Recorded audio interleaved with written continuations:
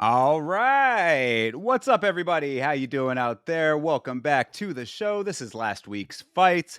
My name is Thinker St. James, and today we are going to be going over every single fight from UFC 310, Pantoja versus Asakura, taking a look at UFC Tampa coming up next week. And to do all of that with me, as always, my co-host, my good friend in the Ohio player, and future slap fighting world champion, I hear, Chase Parton. How you doing, brother?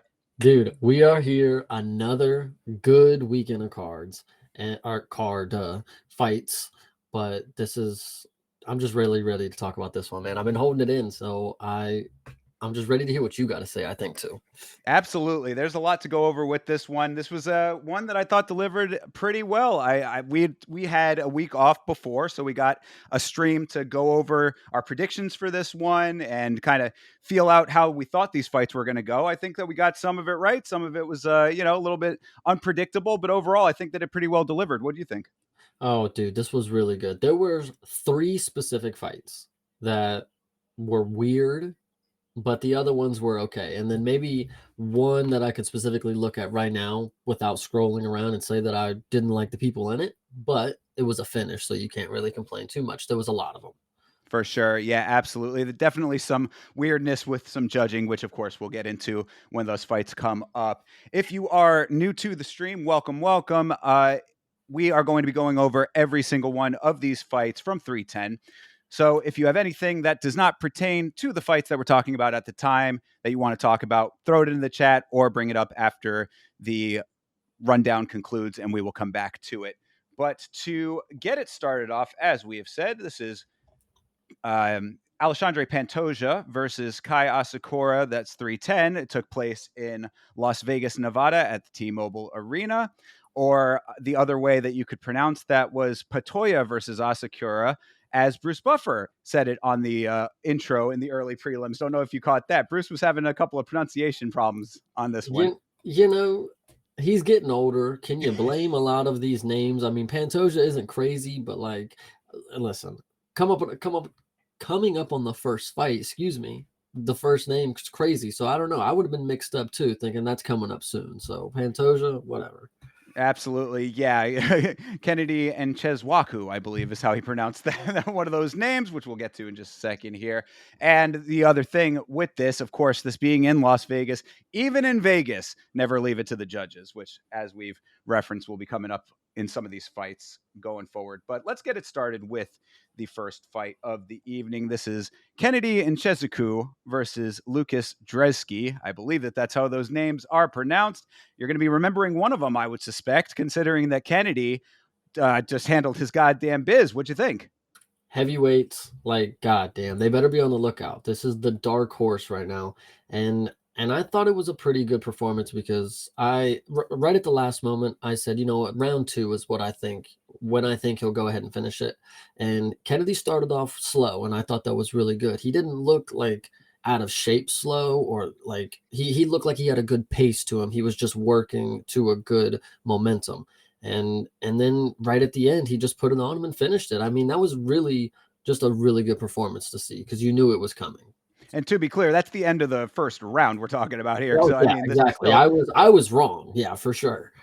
Yeah, this was all of the assessment, though, is correct. Kennedy looked really calm and composed. He looks very at home at heavyweight, which is great to see. The only thing that was missing in his last fight might have been a little bit of body mass, but he's put that on too. So he's looking like a true heavyweight right now and conducting himself like one as well. I mean, all of what you were saying about him kind of starting off slow, it really was like just the early parts of a regular fight where it's, feeling it out, getting the distance and all that kind of stuff figured out. But really, when he actually landed the shot, it was a counter shot that ended up dropping Dresky. It looked effortless. It was like just one of the a couple of shots that he had already been throwing on there, but he packed a nice amount of power on that one when he was within striking distance, and it did the job. So, goddamn, I mean, this guy looking like he's the real deal.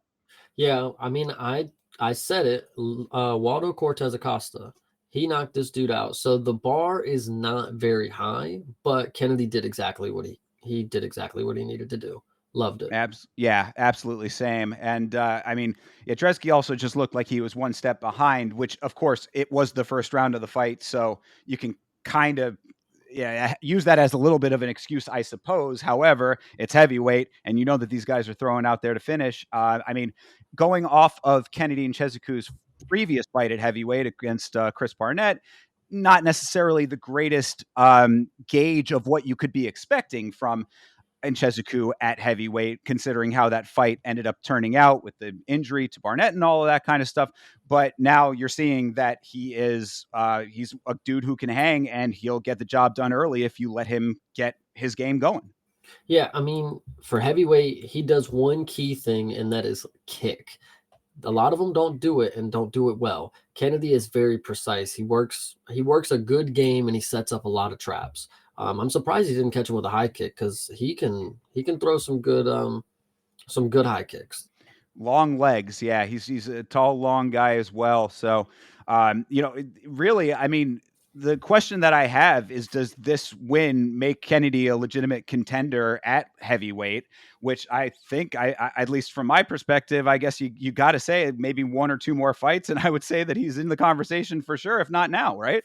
I think that's what I said on the night. I actually hope that they don't give him like ranked fighters yet. I hope they kind of let him work around a bunch of slobs. Just prove that heavyweight has potential to be something more than what you're seeing.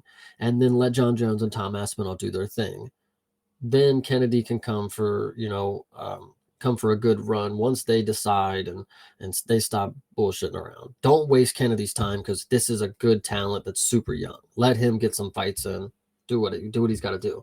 Yeah, well, I mean, I'll agree with that only to the extent at heavyweight, because of course Kennedy's been around for a minute. I mean, he was doing his thing at light heavyweight for quite some time, so he has sort of proven himself in that regard. At least that he can hang with the big boys in one way, shape, or form.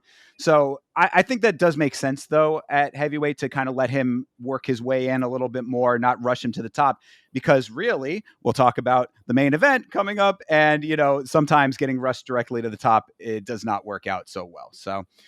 Yeah, but right now, I mean, I just think based on what we have seen from Kennedy and Chezuku at light heavyweight and now at heavyweight, he's got a dangerous skill set, man.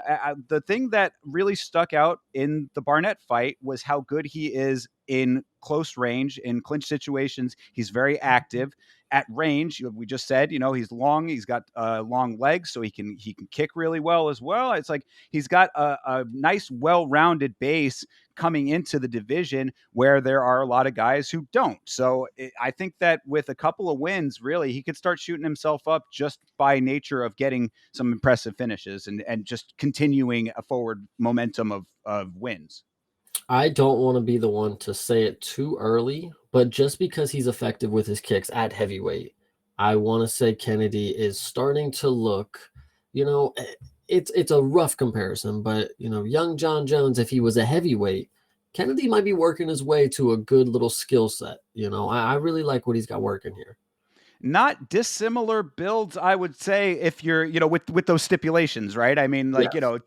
John Jones heavyweight, all of those factors being as they are. I mean, I could see some, slight little comparisons for sure. I think you're, like you said, it's a little bit early to be putting all of that kind of speculation out there, perhaps. But I do think there's definitely a future for Kennedy for sure in this division. And I always bring him up, and I hate to sound like a broken record, but this is what heavyweight does. But I would like to see him against a guy like Jailton Almeida. I want to see what the high level wrestling is going to do to him, when he's in like some more dangerous grappling exchanges, like where his skills are going to fall in with that.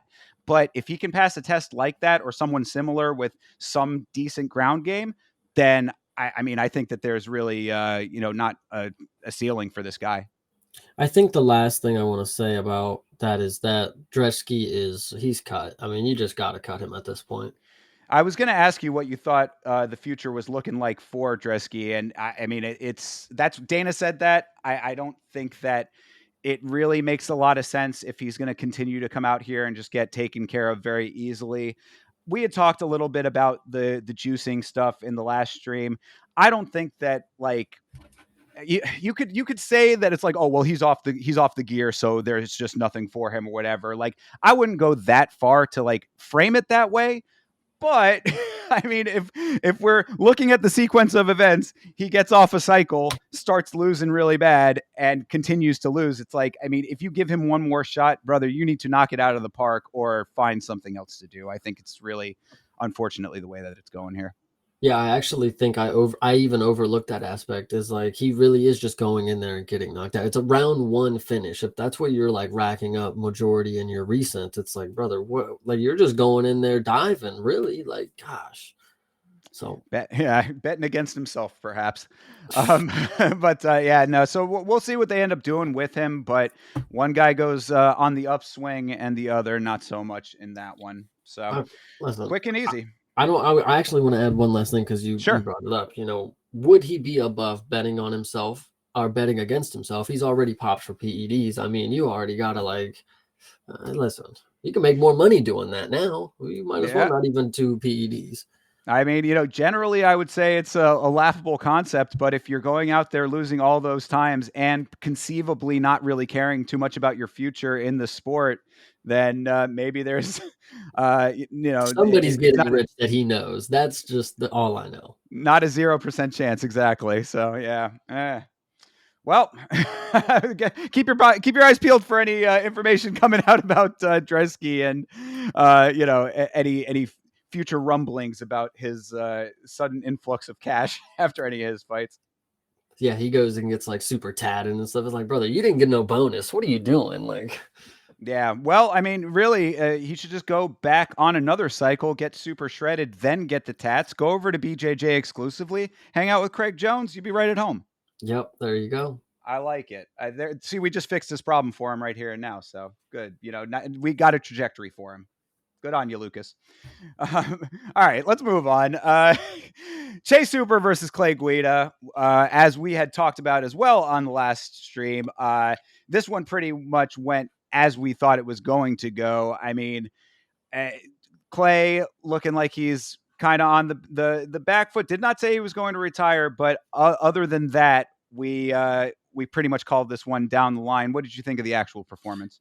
Yeah, dude, I feel bad because Clay kind of, when he walked off with his arm, I kind of felt bad for him. Like, man, this is an old ass man that we kind of just like really publicly like watched get like, not, I was almost going to say humiliated, but that's not really what it was. Chase Hooper had a really good performance. Clay held off for as long as he could, but Chase Hooper's just the man. I mean, Chad Hooper is coming to town. That's really what it is. Yeah, well, I wanted to get this in early before going into a long and drawn out glazing of Chase Hooper. Uh, can I please say though that Clay Guida, as one of the dudes who I would consider one of my all time favorites, he showed exactly why that is the case in this fight, even in defeat. Even in defeat.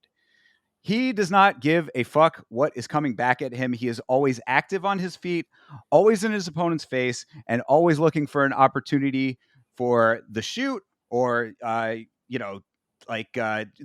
right shot setup. He is the same Clay Guida now that he has always been throughout his career, plus the age that comes with time. So I think that there's something to be said for that, and maybe that gives everybody more of an understanding of why I consider him to be one of my favorite fighters. This dude is frenetic and relentless.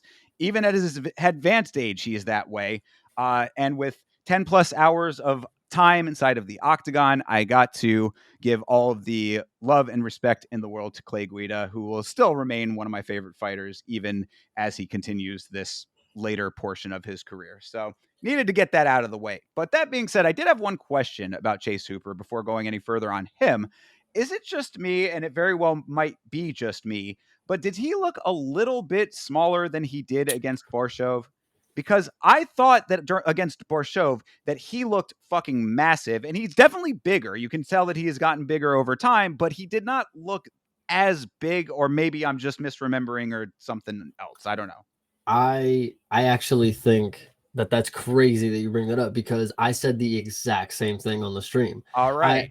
I was looking at him and I'm like, dude, maybe he just had a great performance where I just remember him as just some fucking jacked jacked dude, like, but yeah, he definitely looked like he like regressed. It was weird. Like it didn't look like he like took a year off. He just looked like he was a year ago. Like it was a weird, I don't know what happened there. Then this is one of those things, man, the internet, like you'll watch this and you'll be like, wait a minute, this no way this happened after. Like you see him like, wait a minute. Like so craziness that you say that because yeah, he looked Yeah. crazy last fight.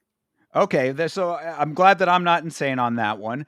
But I mean, regression only in physique because Chase Hooper has really put all of the pieces together at this point. I mean, this dude's striking looked clean, not phased by any of the things that I had just mentioned about Clay Guida, who was in his face for a lot of the fight leading up to the sequence that ended up becoming the finish. He locks in. He's finding the flow state really quickly now as well, and he also has a really keen ability to not only find the opportunities, but create the opportunities. And I think that that is what is setting him apart when it comes to the fights that he's been in recently. So we're seeing next level progression from Chase Hooper fight over fight, I would say.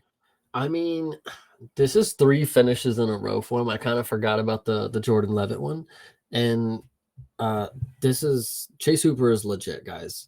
I know we talk about Charles Oliveira, but he's just kind of great so far. And at the age that he is, the skill set that he is, I still, in my opinion, I still think his striking is questionable. I see him doing a lot of not wild things, but it's like I don't know. It doesn't seem like he's as confident, like he's gonna knock somebody out as he is. I talked about that Borishev shot, like he just kind of lobbed that overhand out there. But I think that's good because I still think there's improvements to be made. Like this isn't the ceiling for Chase Hooper. I'm watching somebody, and I'm like, okay, you're great getting a first round sub, second round sub, three subs in a row. But I know that there's more. We can tap into something more, Chase, and I can't wait to see it. Yeah, well, I mean, he himself in his post fight was saying that he's still in the learning process. He was, I guess, doing some training with Mikey Musumeci, recent signee to the, I guess, UFC Fight Pass to go fight in BJJ on one of their invitationals. You know, Mikey, of course, coming over from one. We've talked a lot about that situation, but very smart of him to be training with Mikey Musumeci, one of the best practitioners in the world. Shout out to him for that. I appreciate it. And I mean, the improvements, if you're not seeing it in the striking, the ground game is just as crisp and getting crisper. That up and over toss that he did was so nice, dude. Good Lord. That he had fucking Clay Guida ass over tea kettle very quickly. And the chain wrestling following it was just really a nice sight to behold. The armbar itself was dead to rights. I mean, there's really nothing you can say negative about much of that. Yeah. Another thing that is interesting to know. What was I? Damn, there was one more thing. I quickly forgot it because you were making such good points. Um, Chase he's just the man. I guess that's really all I can say. All right, fair enough. Oh And no, sorry, I yes, remember. all right. Before the fight started, they even showed a clip of it, and I was mad. I always do this. I'm mad that we don't find these little nooks and crannies of information. They grappled in some tournament, and Chase subbed him. Like I was like, oh well, we already know he's gonna win this. Like Chase is just gonna do it again now that we saw like that it happened before. So Yeah, I'm glad you mentioned that actually. Yeah, I remember hearing that as well. I think I knew that even like earlier and like just didn't note it for some reason, but you are correct. So, yeah, that was a good indicator of how this one was going to go. And if he was able to do it back then, this version of Chase was, walk in the park level, really. yeah, good point. So yeah, absolutely. So yeah, great win for Chase Hooper, and it just continues on, man. I mean, keep doing what you're doing, young son, because you are. I mean, what like 25 or 26 years old? This kid is. I mean, he's so early in his career to be this good. It's going to be really nice to see him continue to progress. Yeah, it sucks because that minus 1300 tag is just, I mean, it's going to stay around there with these types of wins, brother. Like, I love it, but I don't know. I can't make no money off you, bro. Well, I guess then there's the question, right? I mean, I would say that now he had a little bit of a rockier start early on, but he was so young. I think that with wins like this, especially with the streak that he's on, you got to give this guy something a little bit more to chew on, right? Oh, yeah, he's going to introduce Ilya to 55. Well, we had new information breaking every day, huh? Yeah. So, all right. Yeah, well, that's that fight, though. I very much appreciate that win for Chase Hooper and can't wait to see him continue on. Shout out to Larry in the chat. Congratulations on hitting on your parlays, my dude, and Beeb, of course.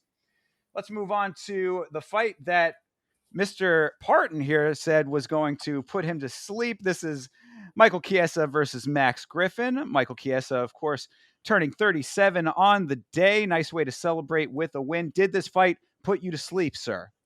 I think I think I gotta rephrase what happens when I have these fights. It's not put me to sleep or it's not piss breaks. It's try to fix the stream, which if you understand, having our own issues over there. So when this fight Oh, comes yeah. on, that's when I look to the second screen and I'm trying to fiddle with stuff. But I will say I watched a good deal of it, and my I think I made the point that Chiesa's striking is so fucking bad. Like it just looks horrible. And I think I made the comparison with Aljo, and I think that's a little discredit to Aljo. He looked maybe a little better, even though they didn't. We'll get into that one later. But Chiesa, the way that he strikes, he just leads with these wild hooks, and it's just really, I don't know, it's just ugly to see. But he did get a win grappling, and I shout out to him. I mean, Max Griffin is just not really that good. Sad to say. Well, so, okay, with this fight, I think that this fight is a good case study, so to speak. So, what I noticed in this one is that Michael Chiesa really showed a determination to control the pace early, and he succeeded with that.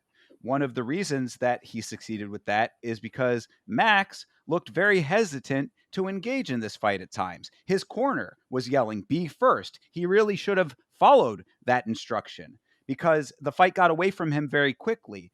And why I say it's a case study is because you don't want to ever handshake with your opponent. If your opponent has a specific aim in a fight, you need to counteract that as opposed to handshaking with them and saying, okay, you can do that. And that's basically what I saw in this fight is that Max Griffin really just said, okay, if you want to lead, I will follow.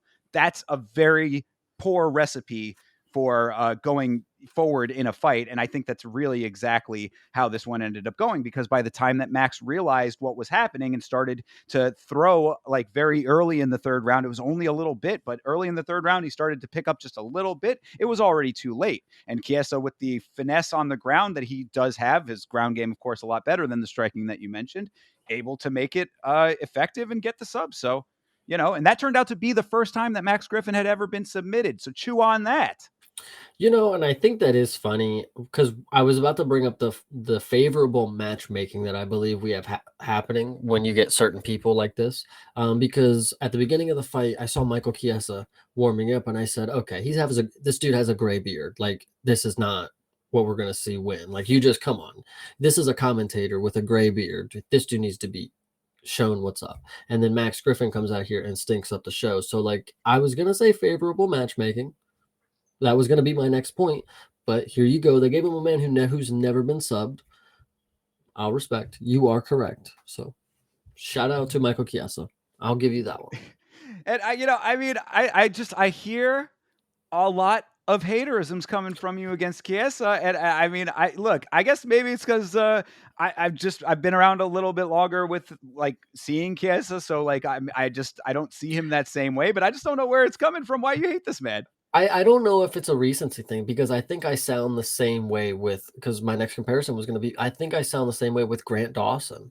Like, Very much so, yeah. I think like maybe I just expect more from him. And like Chiesa, I think it's just way past the time for more to be done. And I don't know. So Grant Dawson, when he gets a third round finish, I'm bored up until that moment. Chiesa's probably the same way. And like, I was obviously doing. All right, But well, I will give you that as an explanation. I think that is actually very well reasoned. So, kudos to you for that one. Good deal.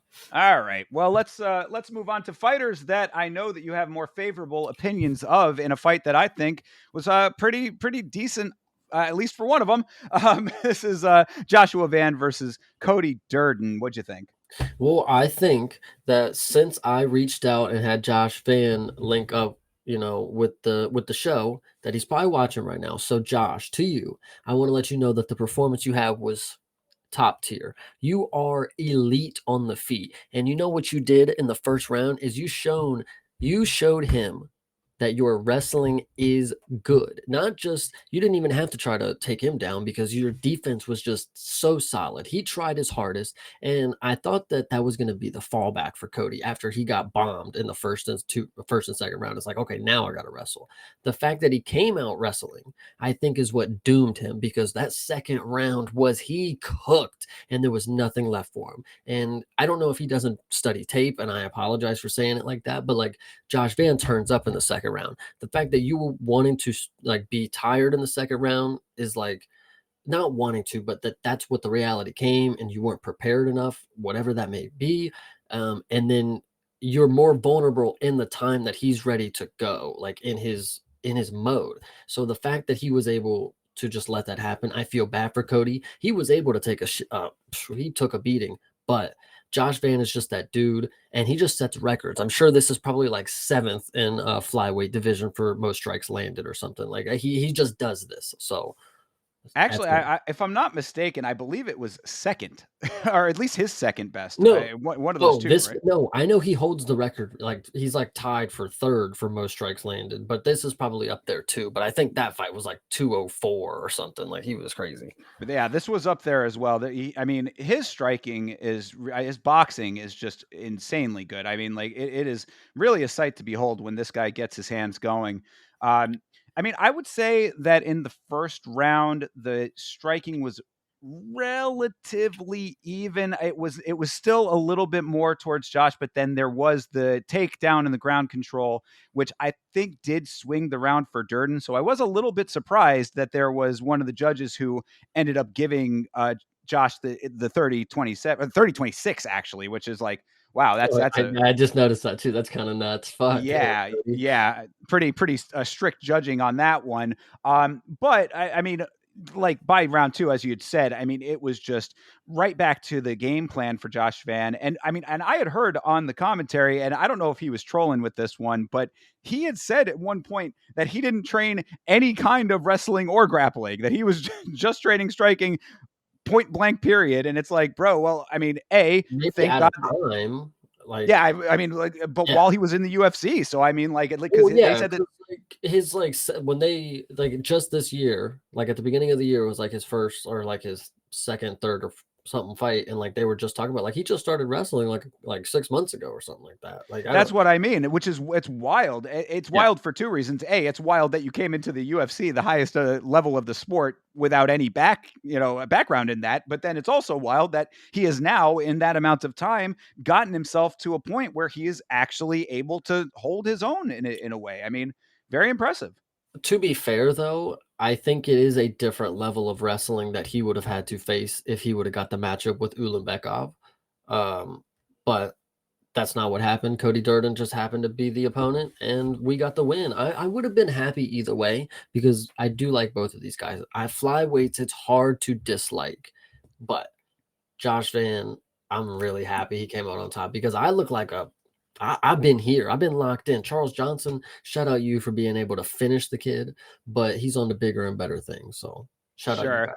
Well, and I mean, going back to your point about the Ulanbekov pairing, if that had happened, I mean, Durden is the guy who just had that like gator roll ninja choke not too long ago himself. So it's not like he's some kind of slouch on the ground either, right?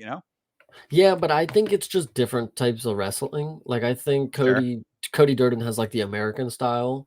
And Cody also got subbed to Ulanbekov, but um I don't know. I think Josh, I mean, that's just a different type of wrestling. Same thing if like Makayev, like that's just a different type of wrestling kind of deal. Fair. Yeah, I gotcha. I gotcha.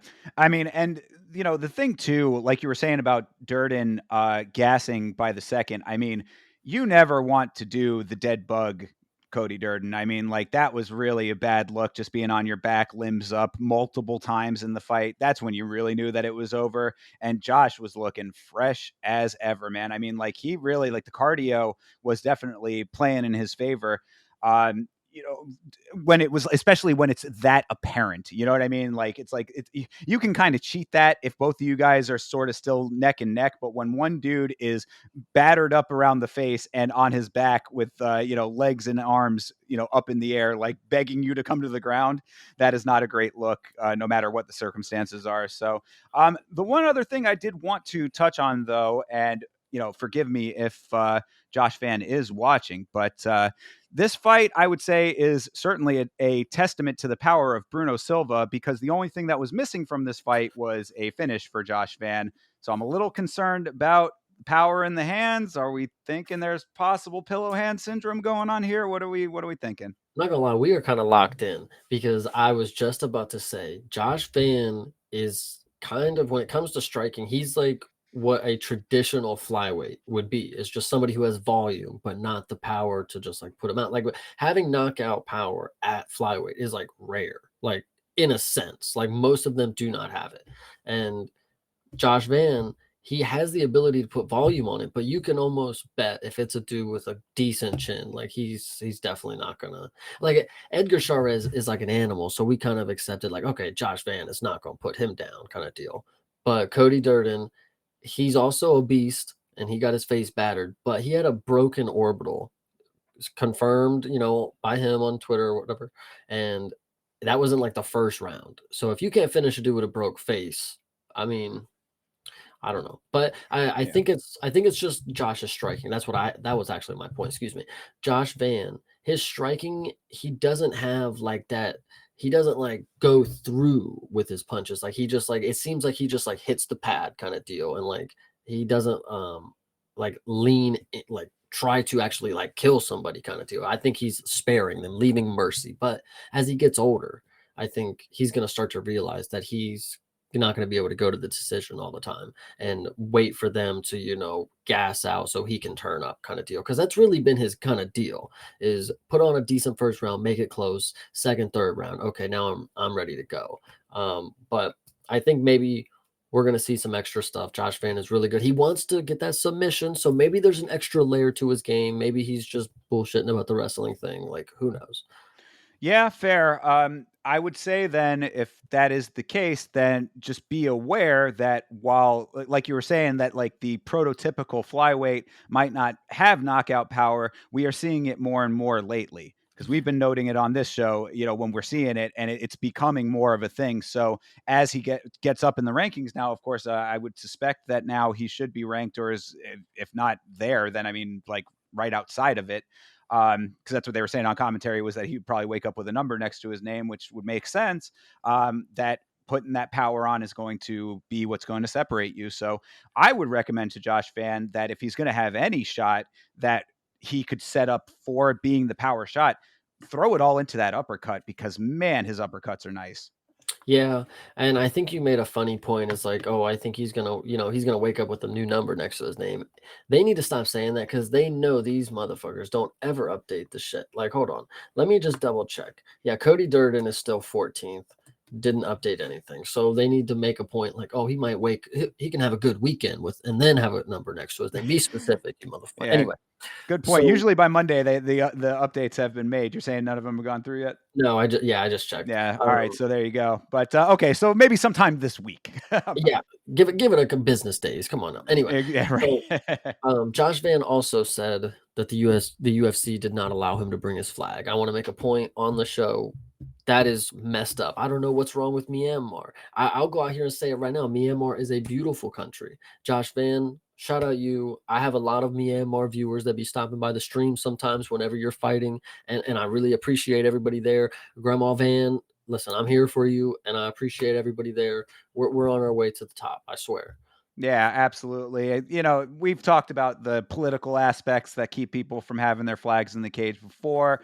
Put that shit to the side and let these people bring their fucking flags in. Like, Yeah, I mean, I think that that's one of the great things about this sport in general, is that it brings people from all over the world together, regardless of those kinds of circumstances. So, maybe you put that stuff to the side and let these people represent how they want to, because Myanmar deserves it. Very, yeah, absolutely. not a lot Good of representation. representation.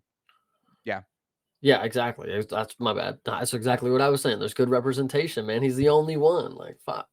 Right, exactly. So there you go. But a good win for him. And yeah, I mean, well, again, this is just another guy that we're seeing kind of evolve over time and come into these next stages. So looking forward to where he ends up going. I'm very excited to see who his next matchup is going to be. Oh, it's gonna be good. I'll tell you Yeah, that. absolutely. All right, moving on to Chris Weidman versus Eric Anders, the fight that finally took place. Of course, this was supposed to take place at UFC 309. Eric Anders had a bout of food poisoning. This ended up being a catch weight at 310 here, this event. Glad we finally got some clarification as to why this ended up being a catch weight. It was because both men made weight for the original fight, and when it was canceled, they didn't want them to have to stay in cut mode for 3 weeks essentially going into this next one. So I think that that was the right call in the end.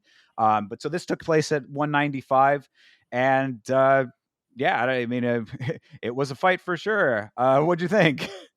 Um, yeah, Dana White said Chris Weidman needs to retire. I am gonna agree. I said that way long ago because it's just like it's the audacity that he has to think that he's able to hang like right now. Um, the confidence and then the fact that he just gave up. Like not just gave up, but just like got made look like a punk. And there was another person who looked like that later. We'll talk. But Chris Weidman, brother, you just probably weren't ever that good. And I hate to say it like that because I That's am a a new former fan. champion, sir. I know, I know, I know. Listen, it was a fluky win. I'm listen, if Anderson Silva wasn't bullshitting, like, come on, like, You anyway, know, there maybe is a case there, but fair, fair. Well, what I would say though too, when it comes to Weidman in this fight specifically, is that he did seem to just be making a couple of like less than high IQ decisions, to put it politely. I mean, he was just kind of conducting himself in a little bit of a strange manner when it came to his decision making because Anders had some nice early pressure, but Weidman connected and dropped him later in the first round and then just follows to the ground with him and does next to nothing besides a single elbow. I'm like, bro, you should have stood him up. Or, I mean, or like, really, if you're going to go to the ground, have a sound strategy to get in there and do something quickly. Because if you're following to the ground just to lay on him, why? What is the reasoning for that? I mean, like, you literally went down and just kind of like held position for a little bit. It was like you need to be active with that, especially when you have the guy hurt. So that was kind of strange. And then I mean, like, there was the illegal knee from Anders to Weidman. That was unfortunate. I thought it was handled well by Mark Smith. Really, not too much to say there. Weidman comes right back after that, guns blazing. I was like, okay, that's a good way to get back into the action. But then ends up jumping guillotine and doesn't have it. What do we say about jumping guillotine on this show? If you don't have it, don't do it. And then that turns into the ending sequence pretty much. Weidman just starts eating shots to the side of the head from Anders, turns into more shots, turns into more shots. Anders gets the half mount, bunch more shots. I mean, like, poor decision making is what I'm getting at.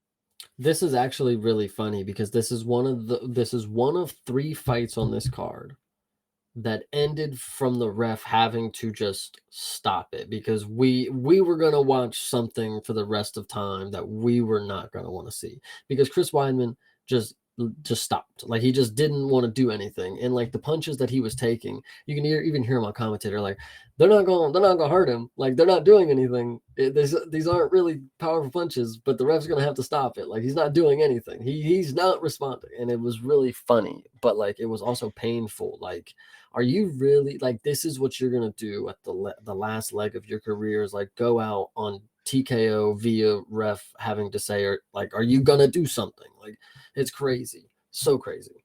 Yeah, no, you're absolutely right. We are clicking today because that is the absolute next note is that this was one of the three mercy stoppages on this card, and I mean, Mark Smith could have let it go to the third if he had wanted to. I think everybody had seen enough at this point. And you also bring up a good point with that, like so. Regardless of just this fight specifically, right, where like those were the circumstances that we just outlined that went into this ending, is this what you want the end of your career to be based on the last couple of fights? Even going back to the Tavares fight, it's like you come back after a devastating injury that probably should have been career ending. You're trying to make this work.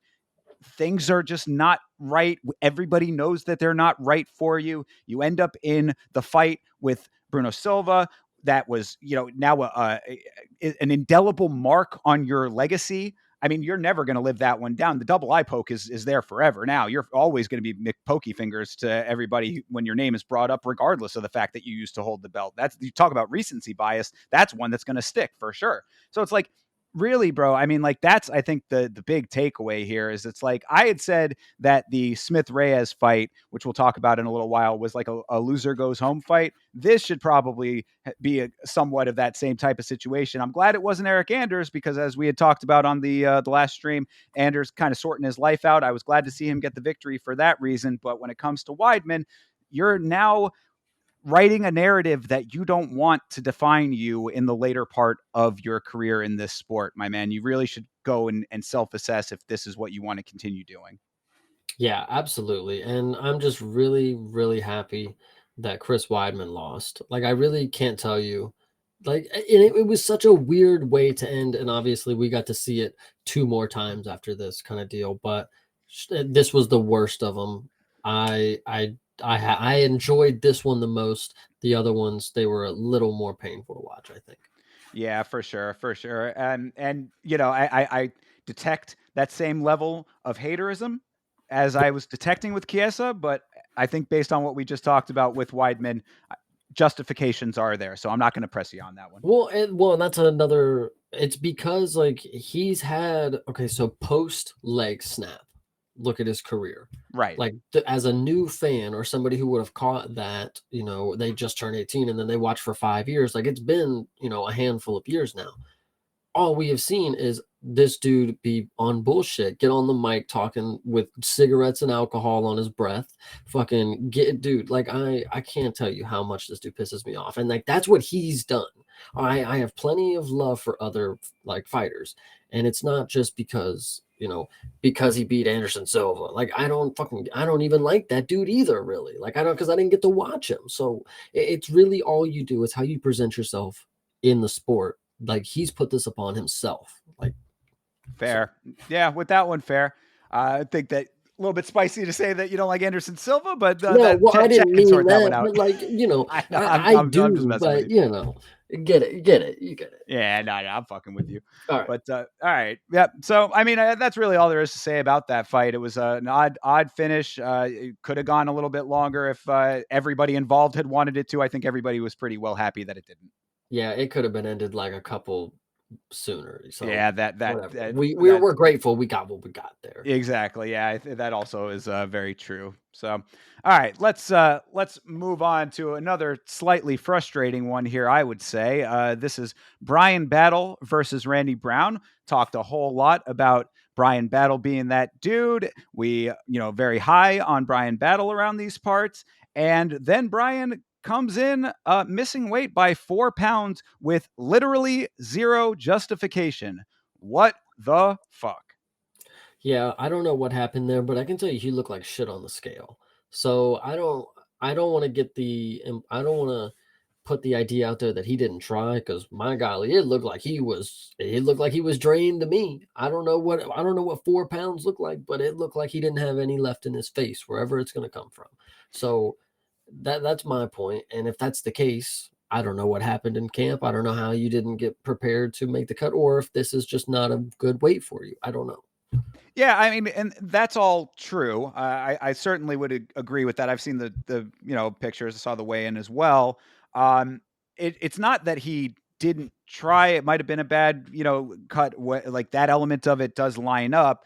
But my thing is that there was no reason for it to get to that point, even with the attempt. You know what I mean? Like he didn't have any like there was no no sickness or whatever. Like he didn't try to make an excuse. Not that there shouldn't be excuses.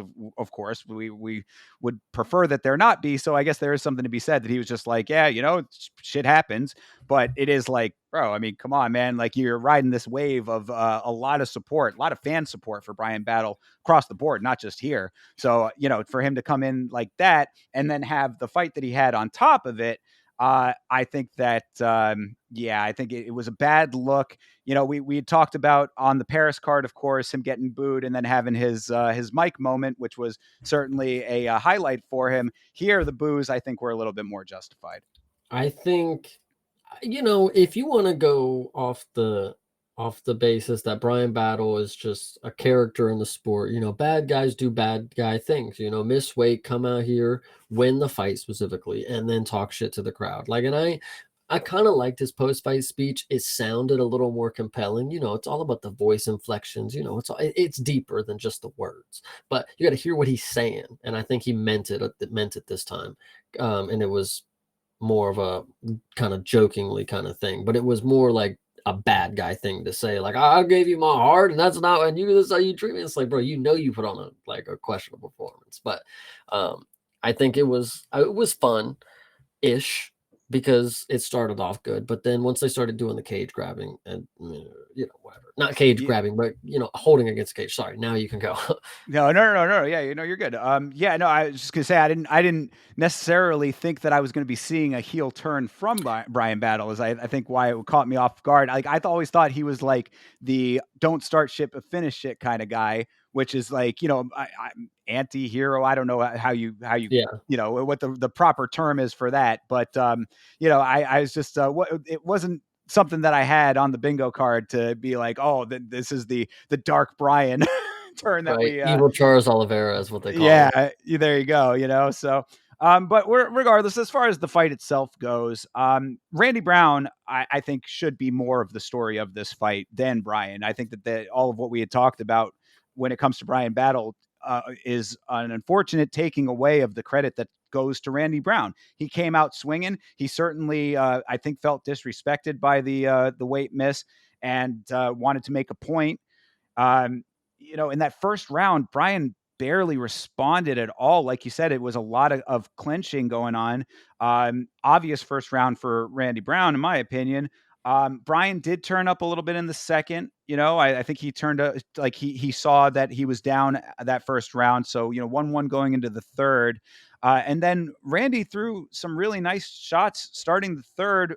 Battle goes right back down to the takedown attempts and doesn't get them. Nothing really doing aside from more wall install with that.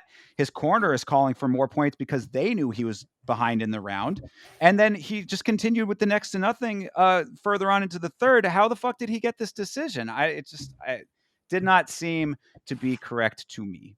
I don't mean to interrupt, but I Sure. do want to interrupt because it may have been the first or maybe the second time that he refed. It probably would have already came by now. Did you see the noticeable weight loss from I forget, I don't know his Keith name off the top. Peterson, yes. Keith Yeah, Peterson. absolutely.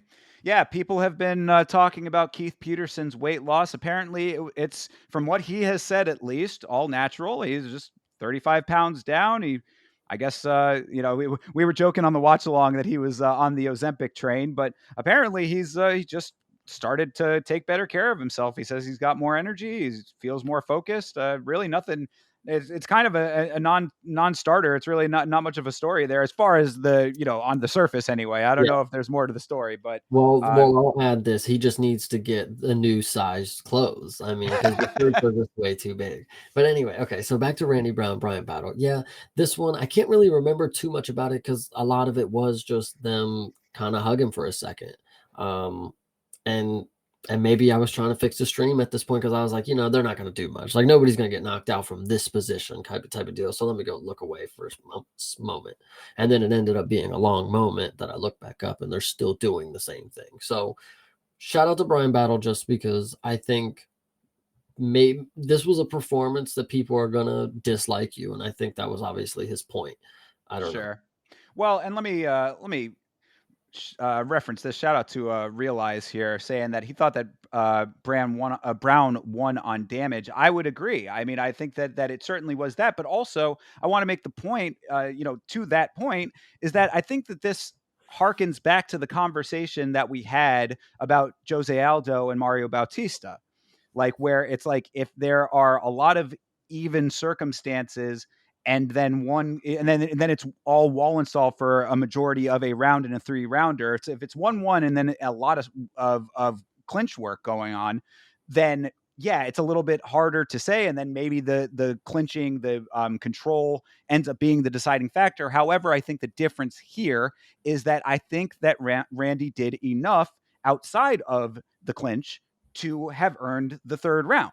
So it's not apples to apples on that one. And I think that based on what Realize is saying, he thought that he won off of the damage. I think that is the striking that I'm talking about. So it would have made a lot more sense if Brown had won this fight, but this was just one of a couple of questionable judges' decisions, in my opinion. Well, and I think that you need to look on the bright side, because if this fight is, you think a robbery and you think the other person should have won via damage, there was at least consistent judging when you get further down the card. So can you really be mad at the judging being fair play? Like, I don't know. Like, they're at least transitioning the scores consistently.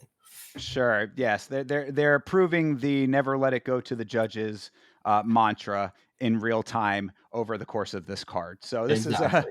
certainly one of the earlier ones where that was the case. This wasn't like the worst in the world. I wouldn't, this is petty Yeah. theft territory. This is not robbery territory necessarily. I do think it is solidly petty theft, but this as we go on, this will be peanuts compared to some things we'll be talking about in a little bit. So anything else on this one? No, not really. I mean, what's next for both of them? Honestly, they got to face somebody like similar ranked again, like both of them, unfortunately. I think we need another performance around this level that's gonna make them showcase more, where Brian Battle's not being a dickhead. And honestly, like, I know that this might sound crazy because this was not like a knockdown drag out fight, but I would be okay if they ran this one back personally. I know that that's a little bit wild, but just based on how both of them came in, I would like to see Battle making weight and coming into the fight like with the intensity that he normally starts with. I would like to see Randy Brown coming into the fight with the same intensity that he have that version of the fight as opposed to what we got in this one. I don't know how often is that like the actual outcome where they just like, oh, okay, they can run it back, like not just the next one, but even just a No, couple fights later.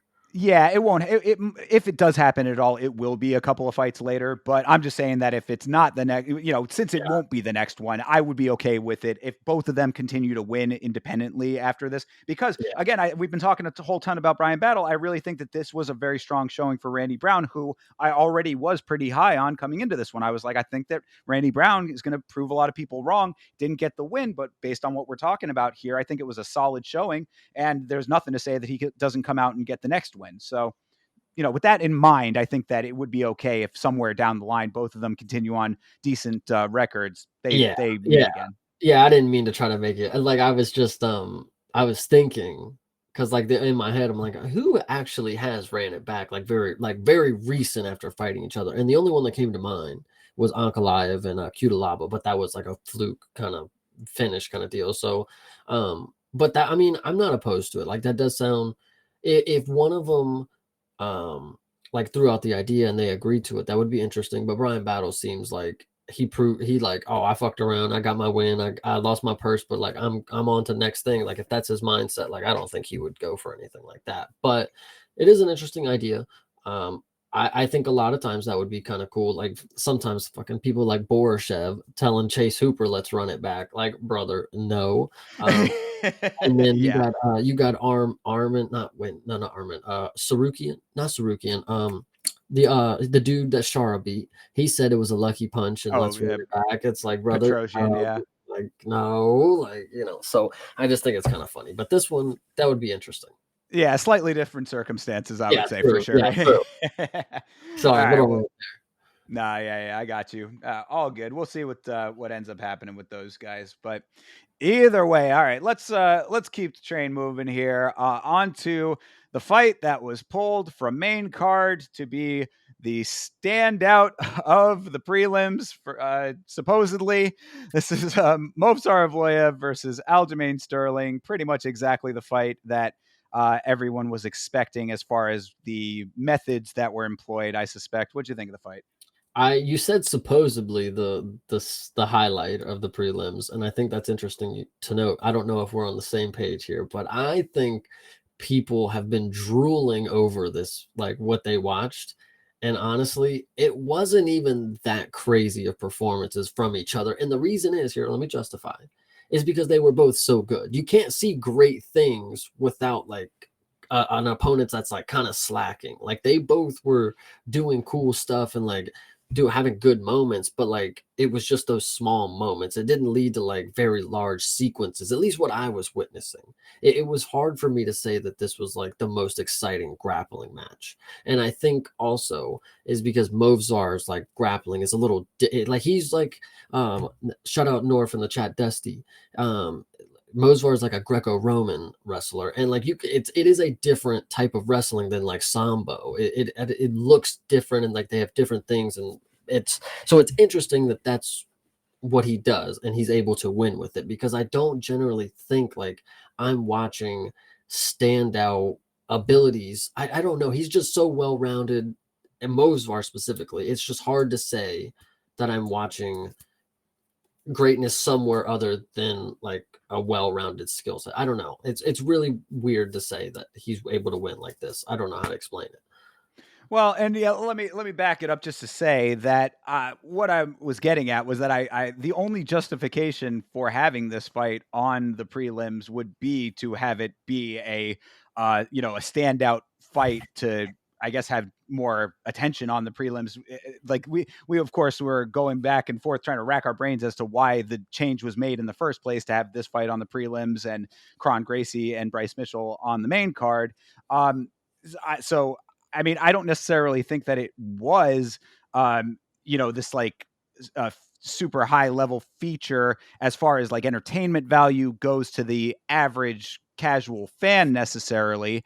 But I mean, I do think it was definitely high level grappling for sure. It was, but you're right. I mean, like when you have two opposing forces that are both really skilled in that department, you're going to get a lot of scrambles and a lot of compromise situations here and there, but it's going to be very much encapsulated that way. I mean, that's all. That's you're not going to get a lot else, and that's one of my bigger criticisms of this fight is that I kind of wish that Aljamain had been able to stay on his feet a little bit more because I think his striking was a little bit better. I think that's basically what we had said in the predictions. He was having a little bit of decent success on the feet. I would have liked to have seen him get more of that because of how even it was on the ground, even with the differences in the style of grappling and wrestling that they both have. Fucking Ray Longo and Marab both agreed. They were asking him to keep it standing. He wasn't able to make that happen, unfortunately, Aljo, that is. And I mean, he did get some decent pickup and slam situations. Almost got the power bomb. He was trying to go for the power bomb that he had got against. That was more of a fucking pedigree. He tried to pull the Triple H shit off. Like Jesus, man, he There loves you go. WWE. Yep. There you go. Yeah. He's almost at it, but went for the modified. Got the pedigree as he said. But I mean, it was like all of those instances because I have heard a couple of people saying that they thought that this was Aljo's fight and that this was a bit of a petty theft. I was not furious over this decision. It was close. I could have at least seen a round going to, or I mean, not a judge going to Aljo rather. They gave him a round. I think a split probably would have made more sense for this, that it was close enough for that. But again, I'm not in the same class as some of these people who thought it was a robbery or petty theft anyway. I mean, it was just Movsar doing Movsar things, really. Well, there's two things that I want to point out. Is like one, I think maybe I was missing something here. Maybe the judges were watching because I think Mosvar won this one, but honestly, it could have went either way. I wouldn't have been able to tell you different. It was a lot of wrestling, but if you look at the striking numbers, or if you're a judge and is able to tell that Mosvar threw and landed 136 strikes out of 165, if that's the case, okay, that's why he won. But in my eyes, That dude did not throw no 130 something strikes. I ain't see maybe 15. I'm not gonna lie to you. Like, but Bro, I don't know how many fucking times we have to like look at these numbers and like think to ourselves how fucking skewed they seem based on what we are witnessing in the actual fight in the cage. I mean, like, I watch every one of these fights twice. I guarantee you that there was not 136 attempted strikes. I mean, even if you're counting like the quick motion feints as strikes, that is just ridiculous, especially if you're only counting 45 total lands for Aljo. yeah, it is That's crazy. ridiculous. So the second point I want to make, and I didn't even think about this until I was sitting here looking at Mosvar, and I don't know, it just popped in my head. I'm like, wow, if Ilya does vacate somehow, some way, Mosvar and Diego Lopez are going to fight for the vacant belt. I mean, that's what only makes sense right now. Well, and I guess we should actually like address this very quickly. I know we're in the middle of the breakdowns here, but we've referenced it before. So just so everyone is aware, if you have not heard, Ilya Taporia has announced that he is planning on vacating his belt and moving up a weight class to go chase a second title. So not a double champ, but one belt gone, going for a second belt in a higher weight. So whether or not that actually comes to fruition, we'll see. I mean, this is just something he kind of threw out in an interview, if I'm not mistaken. So Yeah. no official word yet, but that's what we're talking about when we're referencing that. So Yeah. And so I think that makes perfect sense. We've been asking for it for a while. Mosvar and Diego Lopez rematch. I mean, it's the only dude who put Mosvar in compromised position. Arnold Allen, shout out you. But on the grappling side of that, he put Mosvar into really deep submissions and almost was able to finish him. You give him 5 rounds, maybe one of them's able to do it, but questionable cardio from Diego Lopez. We know now. So that is going to be something interesting to note. But I think it is time, run it for that vacant belt if that's what Ilya wants to do. Even if he doesn't, while Ilya wants to decide and he's fighting Volk or whatever's about to happen, I don't know because Max is gone. We could do interim. I would be so cool with Diego Lopez winning that interim belt. That's fine. fair enough, because yeah, that would have been my question: is where does Volk fit into all of this? But you know, this is all really breaking news kind of right now, so we really have to see what the actual truth Yeah, of the true, true. situation is. But yeah, I mean, as of right now, it's not out of the question. So well, I guess yet another wait and see situation when it comes to that kind of stuff. But anyway, as far as this one goes, that's pretty much all I had to say about it. Honestly, I mean, it was an interesting display of two guys who both really know what they're doing on the ground. I would have liked to see more striking, not just because it would have been more fan friendly, but also because I think it would have been a better differentiator to pull one guy ahead more decisively, more definitively. But it is what it is, and Movsar gets his win, keeps his O. I wanted to point out too that I have a great. I mean, like, not it's maybe not that good, but Mosvar is the Russian Peter Parker. Like, I know you guys see this, right? Like, it's crazy to me. I fair enough. Then shout out to him. And what from what I understand, then Mary Jane is quite a lot younger than him. But we'll leave that alone. Oh, Hey, it's not my fault, bro. You should not. That's well. I'm gonna stop. But yeah. all right, let's move on. Keep it positive on the podcast tonight, but go do your own research on that one if you want to know what I'm talking about. Um, anyway, all right, moving on to Vicente Luque versus Temba Garimbo. Ask for a vintage Vicente Luque Darce finish, and ye shall receive. Chase, did you see what I was fucking talking about, my friend?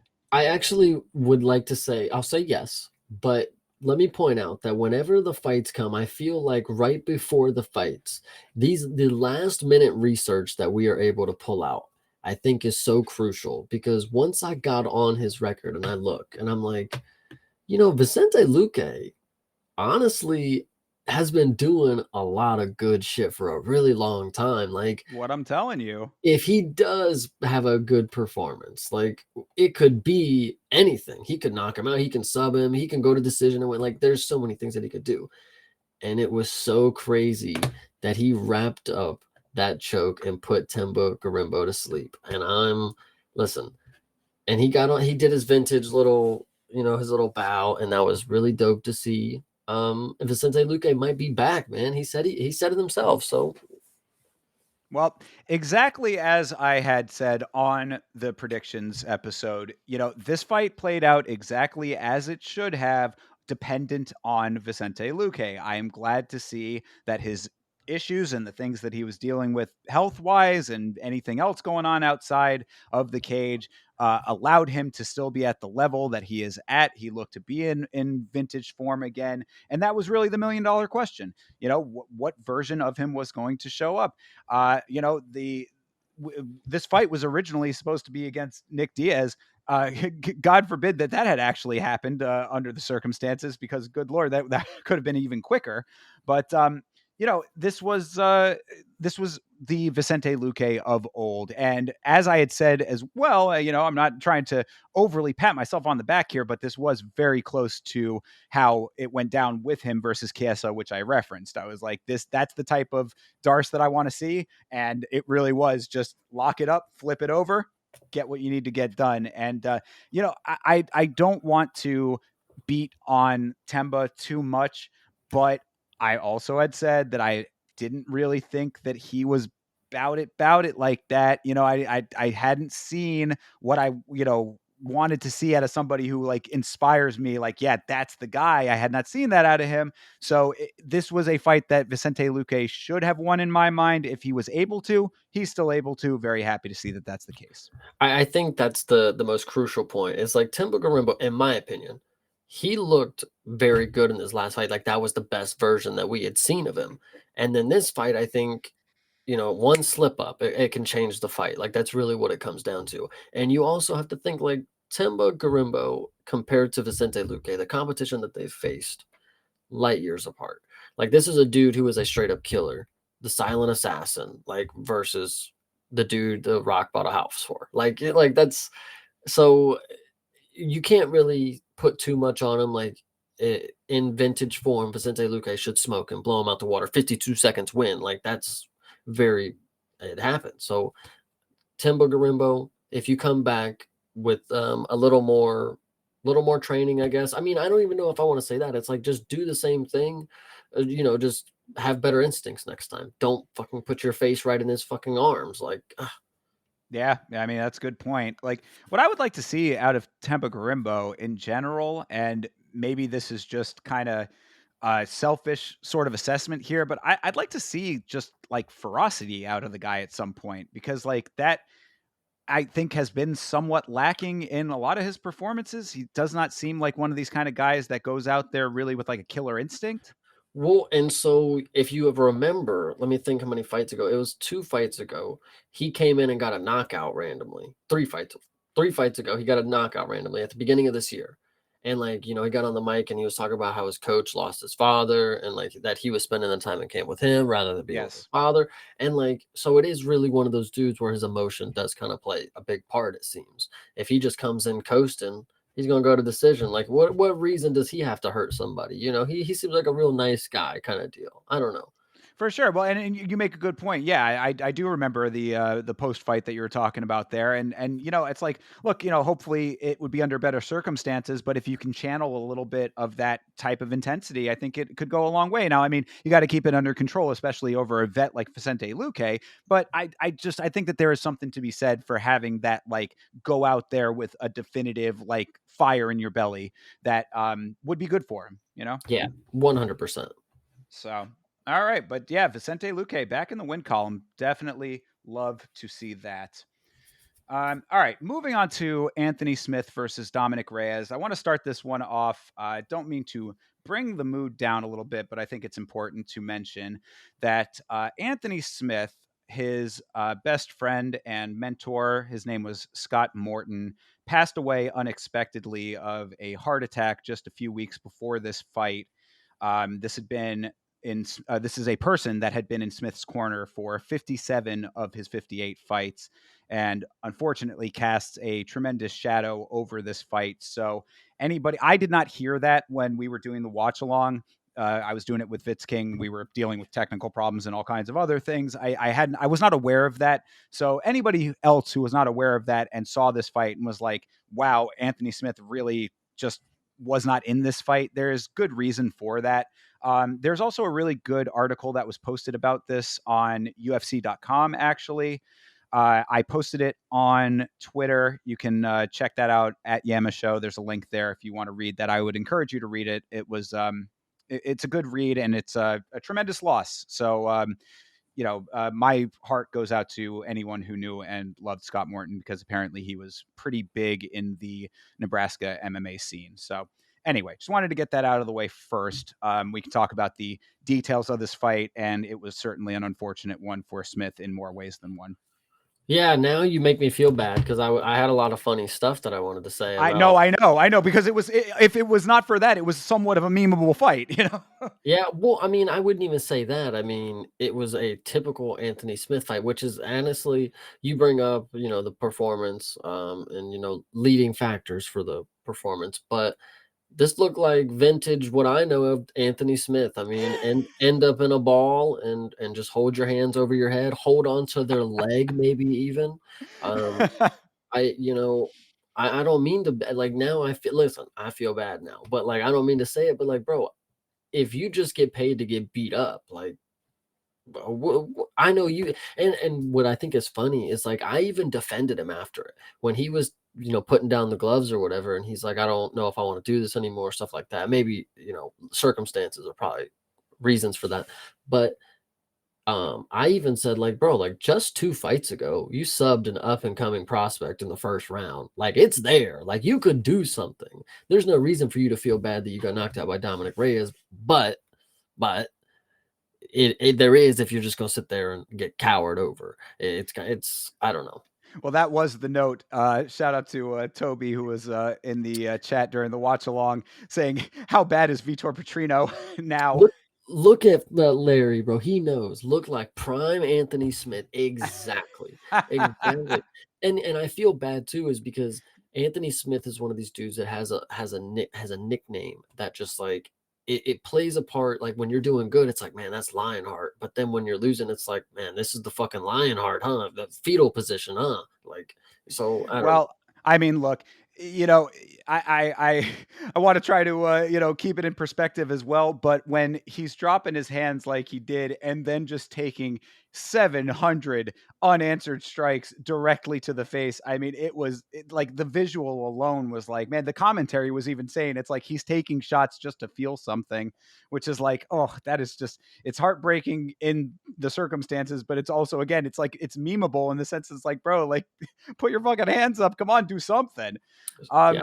I mean, so let break it down just a little bit here. I do think that you could maybe not in the very start of the fight, but definitely throughout the course of it, you could see that Anthony Smith was not like 100% there. He looked like he was locked in for a good portion of it, but I could kind of tell he was wearing the weight, especially on the rewatch, knowing the information that we just went over. And I mean, even though he didn't look super terrible early in the fight, I really do think that once Reyes started landing, he just kind of checked out. And that's where he drops the guard, starts eating heavy shots, and it's all over his face as he walked back to his corner. Like there was it's a great shot. I mean, it's an unfortunately telling shot, but like right when they went to commercial break, it was just a front on shot of Anthony Smith, and his facial expression just, it told the entire story. Like, encourage you to go back and freeze frame that. I should have screenshotted it, but it was just like, yeah, I mean, this is a guy who's he's not with it. And then, I mean, really, he in the second round just overcommitted to that takedown. He's holding on to the leg and just ends up paying dearly for it with the elbows. This is the second of the 3 mercy stoppages that we had for this card. Yep, that was exactly my next point. This is 2 of 3 where the ref had to like audibly, whatever the word is, he had to just like say the fight's over. It didn't have to just like separate them and like, no guys, no, stop, don't kill him. Like it's just like, all right, just go, just get it up, just come on, just get off him, like it's over, bro.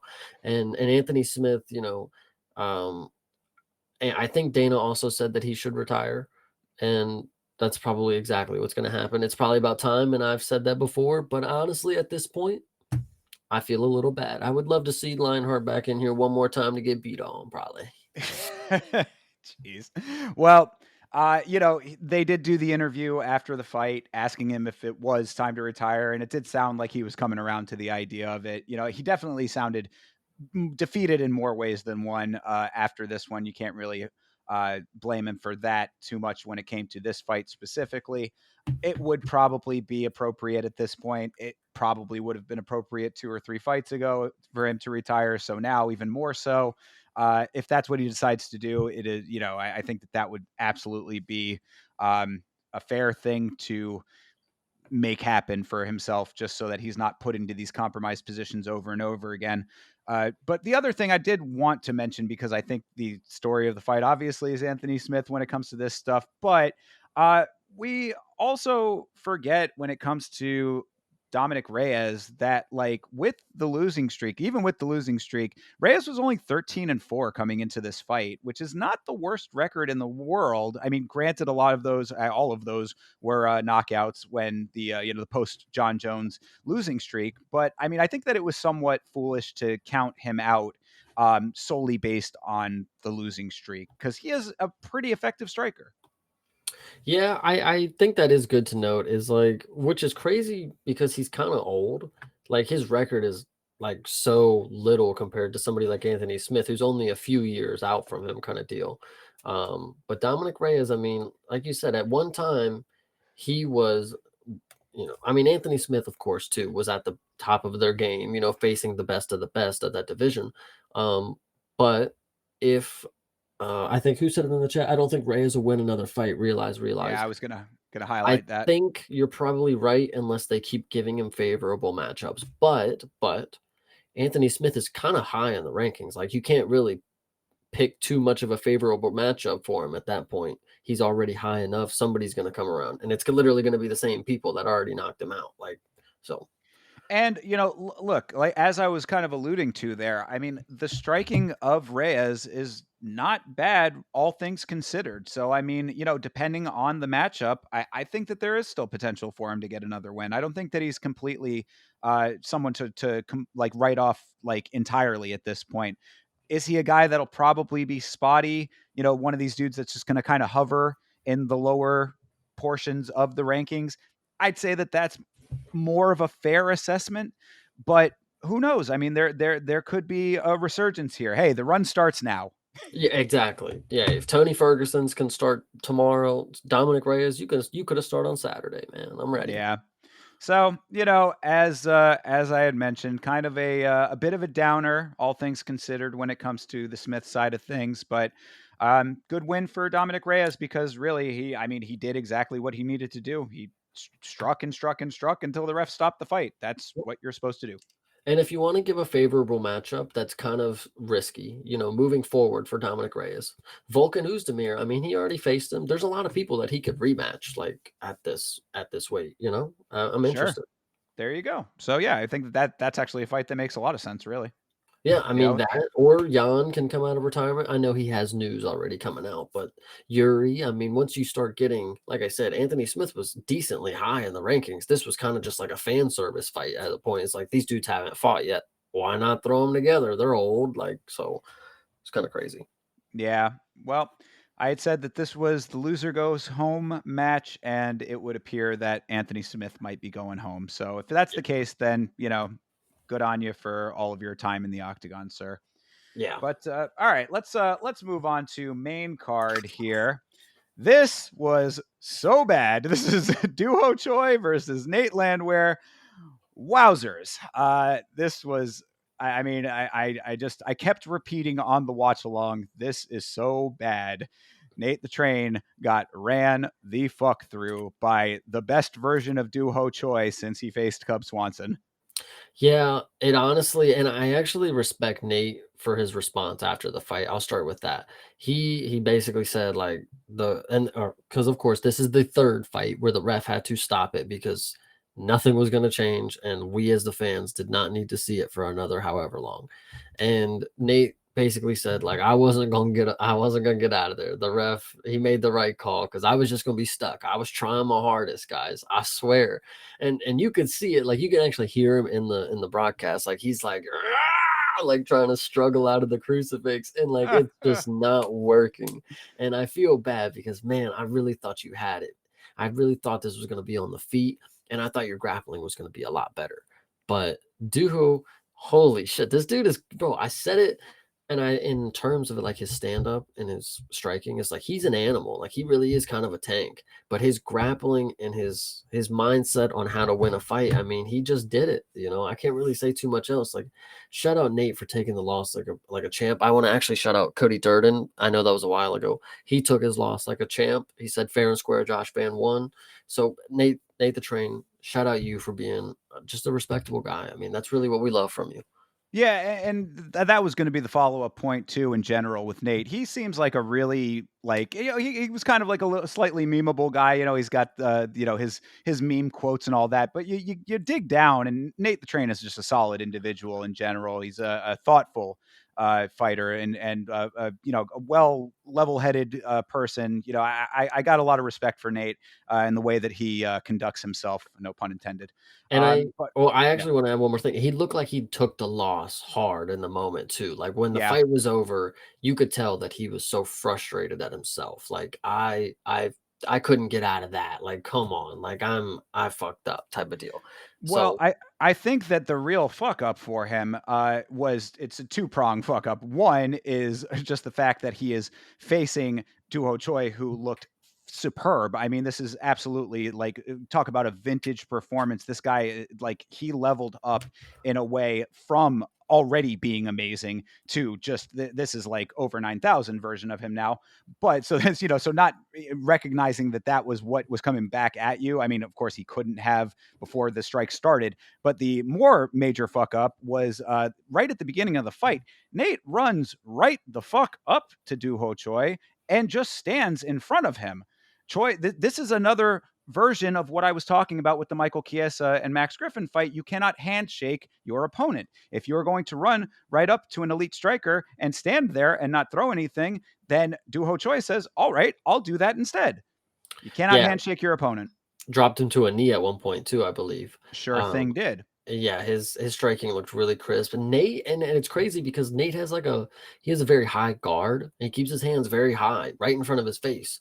But Duhu immediately just cracked him right with a stiff jab. And I was like, well, he just broke his fucking guard like off the first punch. Like, come on, Nate. Like, what? And so Nate's like, trying to get it back. And, he's like resetting and then boom, he's getting popped again. Okay. He starts to reset. Boom, he's getting popped. And then it just starts adding up. Like, he just never really got his rhythm, which is crazy because, like you said, he just walked up and, like, he was confident. Like, I'm just gonna walk up and I'm in front of him, but that just didn't fucking work. So No, and we're mind melding 100% because that's exactly what I was thinking too. Is the fact that Duho Choi, it's not only it's the holy trinity with this guy. It's speed, power, and accuracy. And for him to recognize that the guard was extremely breakable because you're right. Nate he does the guard where it's basically his hands are almost touching his head, like yeah, it's like elbows out, fists like kind of locked, in like a line right across the forehead. So like he had an opening right up the center, and the uppercut was there for him as well, for sure. So it's like he recognized all of that and laid it on with just every one of those metrics that I just laid out 100% flawlessly. I mean, it's like the early power of Duho Choi caught Nate off guard, and then it was just all Choi after that. I mean, his boxing is just such next level stuff. You pair that with the wrestling that you had mentioned, which was a little bit unexpected, but absolutely, of the caliber that you need to have to be hanging with the big boys as he is. I mean, like this guy is evolved, man. I mean, this would be the third Mercy stopping. So I think that's another great point you bring up is like his evolution. I obviously wasn't here for it. I don't know what Duhu and Cub Swanson was like live. I still haven't actually got around to watch it. But anyway, different story, different day. On the commentary, DC, and I forget, I think it was DC, and whoever else was there, they were even surprised. Like they're like, dude, Choi, he doesn't get submissions. He's never had one. I mean, but he might get one right now. I mean, shit, I don't know. Like like that gave me a good that I liked hearing that. I was like, damn, like we really don't know what this dude's capable of. He's really in new form. Like he's Sure. cooking. Yeah, and I thought it was funny in his octagon interview, saying, "Oh wow, you're wrestling, you're grappling, so your ground game is improved so much." He's like, "Yeah, well, I mean, I've been in the UFC for 10 years, kind of have to know how to do that stuff." It's like, yeah, good answer. Yeah, no, I was also wondering where Duho Choi had gone for so long. Turns out that he was doing his mandatory military conscription, so good reason for him to be away from the game for a little while. I guess I was not aware that that was a thing in Korea, but apparently that is the case. Mandatory military service. So good on him for going to serve his country and coming back solid as ever, and also doing it for his new little baby that he's got on the way. So congratulations to him for that. That's always nice to get a victory, And I don't for a know kid if like you that. listen I don't know if you listened to his post-fight speech. It was obviously in Korean. But did you know that Bryce Mitchell translates perfectly? Just Bryce Mitchell, and it's like, okay, I know exactly who he's calling out. And then the translator gets on, and then you're like, Bryce Mitchell, and he's like, oh yeah, okay, I know, I got him. He's good. I heard him. So it's kind of Yeah. fun. Yes, I did. I did pick up on that as well. That was pretty funny. And then, yeah, the only other note that I have, and this is just a general note for all fighters out there, please take heed of this. You get an automatic point deduction from Thinker St. James anytime that you walk out to AC/DC or the Red Hot Chili Peppers. Don't do it. Nate jinxed himself. No AC/DC, no Red Hot Chili Peppers. And I like both of those bands, but they are played to fuck. Do not walk out to those bands. Off my soapbox. And going into the next fight, you bring that up because I think the next guy was the likely victim to play some really cliche song. But Bryce Mitchell going against Crone Gracie. Bryce Mitchell ran out to Cotton Eye Joe, which was absolutely great. One, it wasn't just epic because like I the song annoys me from childhood, but it was epic that he ran out to it so it didn't even play. Like you didn't even get to hear the shit too much just because like it was just over by the time he ran out to the ring. It's kind of funny. Hell yeah, brought me right back to the skating rink, man. The Cotton Eye Joe, loved that. See, there you go. That is a good selection. That is what got Bryce Mitchell this fine win. Bryce Mitchell versus Gracie. That's what we're talking about right here now. And yeah, I mean, I think that he did channel that energy for sure. I want to make a good point too. Is like I think after hearing Bryce Mitchell's, we're gonna get into the fight, guys. Don't worry. After hearing Bryce Mitchell's post-fight speech, I think the UFC realized like they're actually smart sometimes. I think they realized people will pay to hear what he was gonna say on the mic. That's why they moved him. Nobody's gonna pay extra for Aljo and Mozart, but to hear what Bryce Mitchell's gonna say live on air, oh, we got to see what that guy's got to say. Like, I think they know. And it's perfect because this wasn't even like one of his like crazy speeches. This was actually one of those moments where you realize like Bryce Mitchell is a fucking cool dude. He got on there. He said, I want to apologize to Joe Rogan to your face like a man. I called you stupid. You're not stupid. I know you're not stupid. And I love that part. He's so funny because I think they also noted that Joe Dirt was his favorite movie and you can 100% tell that is exactly who this dude is. So, oh my goodness, I They love Bryce absolutely, Mitchell.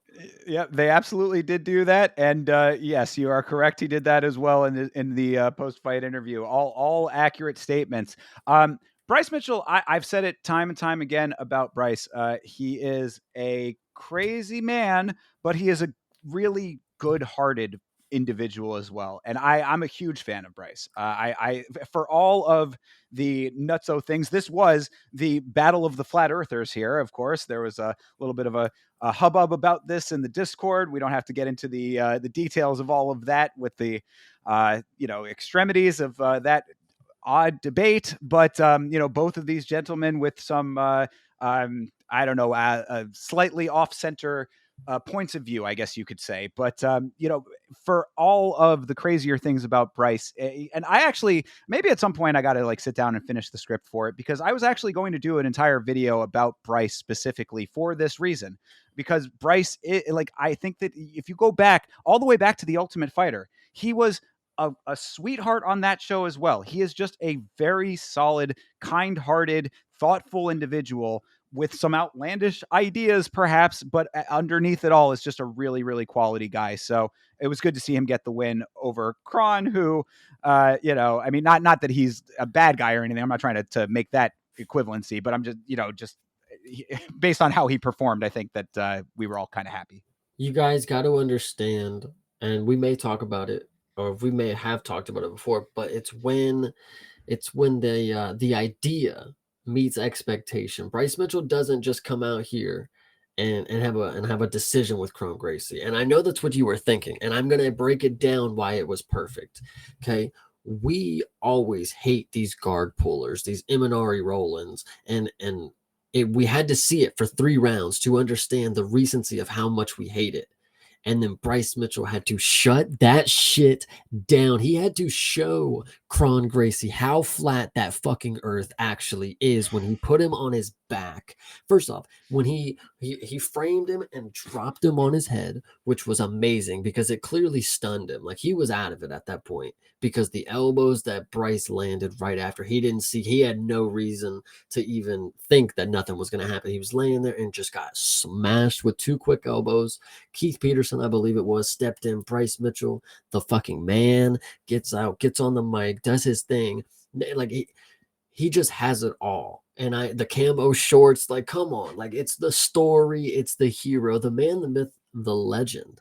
Bryce Thug Nasty Mitchell. He's just that guy, man. I loved this performance. Having the gif of him slamming and elbowing Cron Gracie, it probably will live in my head forever.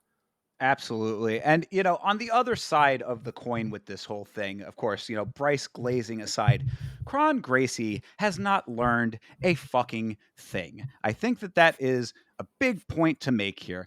The definition of going to the well one too many times. And if you are a one trick pony in that regard, getting caught is what should happen. So I was very glad to see, exactly as Chase just laid out there, that Bryce started to recognize, because there was that time in the second round where it got a little hairy for Bryce. I mean, that arm bar was almost there. I mean, like, he had to do some quick thinking to get himself resituated so that he didn't land in it after 2 rounds of basically the same type of situation happening to him with the guard pulling. But that third time, you can't go back to the well every single time. It smacks of Ilya versus Ryan Hall, where you go back one too many times, you pay the price, and that's exactly what we got here. So and this is coming from a guy, Cron Gracie, who has done that time and time again in these fights. Get this guy out of here if he's going to continue this method of conduction.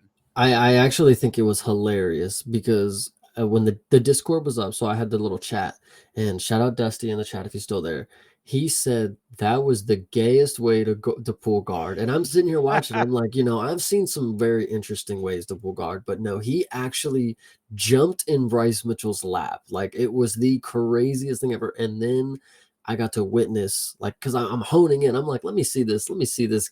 Let me see this. Like, come on. I've seen a lot of gay stuff in MMA, but it was very questionable. And then to get slammed on his head, Bryce Mitchell.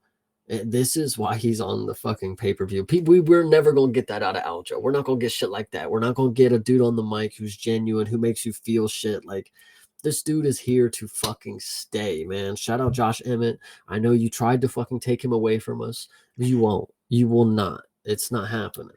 The power of Bryce is too strong, brother, too strong. And of course, Bryce, one of many, many fighters on this card. This card specifically, Jesus was getting a whole lot of shine on the night, man. Like a lot of fighters praising their Lord and Savior. But I mean, of course, Bryce is just in his own league with that. So I mean, Vicente Luque might have had him slightly beat, but, just because Vicente Luque is also very, very fundamentalist when it comes to his beliefs.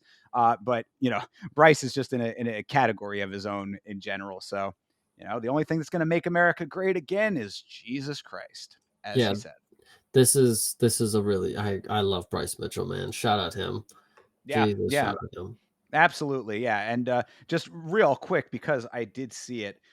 Yes, to Anakin's point here, Ryan Hall definitely is better than Cron Gracie. Cron Gracie is not the caliber that needs to be in the UFC. He is skating by on the last name alone, and even his own family members, other Gracies, were not impressed with his performance I here. did see that on Twitter.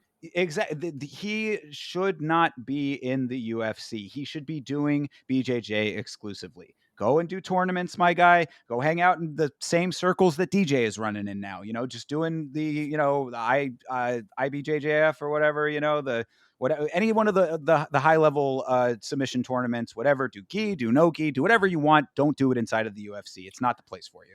When you talked about Robert Whitaker, I know this is a crazy bridge, and you were like, I just feel let down about what he said. Like, I've been training to stop Hamzat, like, blah, blah, blah, blah. Cron Gracie had his little run saying, I feel ashamed of my last performances. Like, I'm ready to showcase that I have, potential in this game. It's like, brother, you suck, and you don't, like, the fact that it was even an option for you to pull guard, like, you should have came into this fight knowing that's not how I'm going to win. Like, there's no reason for you to have that stupid shit on your fucking plate. And the game plan should have been way different. Didn't even look like, did he even throw a strike? Okay, he actually threw, it says he threw strikes. I didn't even know. He could have had no hands for all I know, but whatever. Yeah. I mean, because the story of the fight becomes those situations. You know what I mean? Take out of the equation the fact that it's just extremely unusual for anyone to conduct themselves that way at the highest levels of this sport. No one is pulling guard like that. People will jump guillotine occasionally here and there, and we've talked about how risky that is. But I mean, there's no one that does it quite to this extent and this version of it. So it's like you take that part out of it, and the everything else just becomes it's almost static. It becomes just like filler stuff in the ether surrounding those punctuations in the fight, because they become the entire narrative. So it's not something that is going to work. You've proved it to yourself now time and time again. I'm telling you, the only thing that I can thank Cron Gracie for when it comes to his time in the UFC is for bringing his boys to the fight in Tampa and him losing so that they left. And I got to watch Michelle Watterson and Joanna Jędrzejczyk cage side. Yeah. Thank you for that. Listen, That's there it. you go. And to Anakin's point, it's just really memeable stuff. Like, you have one side of the meme. To Anakin's point, Cron Gracie puts his face in Bryce Mitchell's face. Sorry, I had to give it to you. So funny enough, this dude doesn't throw a single punch that's worthy of anything, but that's the irony of it. It's like you have one side of the meme of Bryce Mitchell, who's just kind of a guy that people speculate about, being a fucking whack job. And he kind of is, but whatever. And then you have the other side of it, of the dude who also is a whack job, but he just sucks at his job. So you got to be good if you want to be the fucking meme guy. And that's just a point in general with any personality or just anybody who is in the sport, period, really. I mean, but more so to the when it comes to the quote unquote big personality people of the sport. We talked about this a lot with Sean O'Malley. It's you can be the multicolored hair guy, you can be the smoke weed guy, you can be the tattoos and hanging out with rappers guy. Got to win your fights. It's the end of the story. So yep. All right. Enough about this, but shout out to Bryce Mitchell, as we've said. Good man, Bryce. Glad to see him back in the win column. 100%. A person who did not get into the win column on the evening was Alexander Volkov when he fought Cyril Gane. What did you think of that, Chase? I think it was a horrible judging call because Volkov, I mean, sometimes, okay, and actually now that I look at the stats, I'll bring this up first. I think the judging was getting swayed by the commentators because plenty of times during this fight, they were gassing up Cyril Gane. Oh my God, he's going for the Von Flue choke. Oh, Volkov better be careful. It's like, dog, he's just got his arm there. He ain't even doing nothing. I don't even, after a while, I started thinking it at first. He did go for a heel hook and he didn't get it. And then he got him, Volkov had him on the ground and Cyril Gane is just holding on. He's just laying there. And the commentator's man, he better be careful. He's working something here. He might be getting, it's dog, at the end of the day, he wasn't doing a goddamn thing. He wasn't doing a single thing. And they robbed Volkov just for the idea that Cyril Gane was doing something, but he actually wasn't. He was just holding on for dear mercy because he had a broken foot.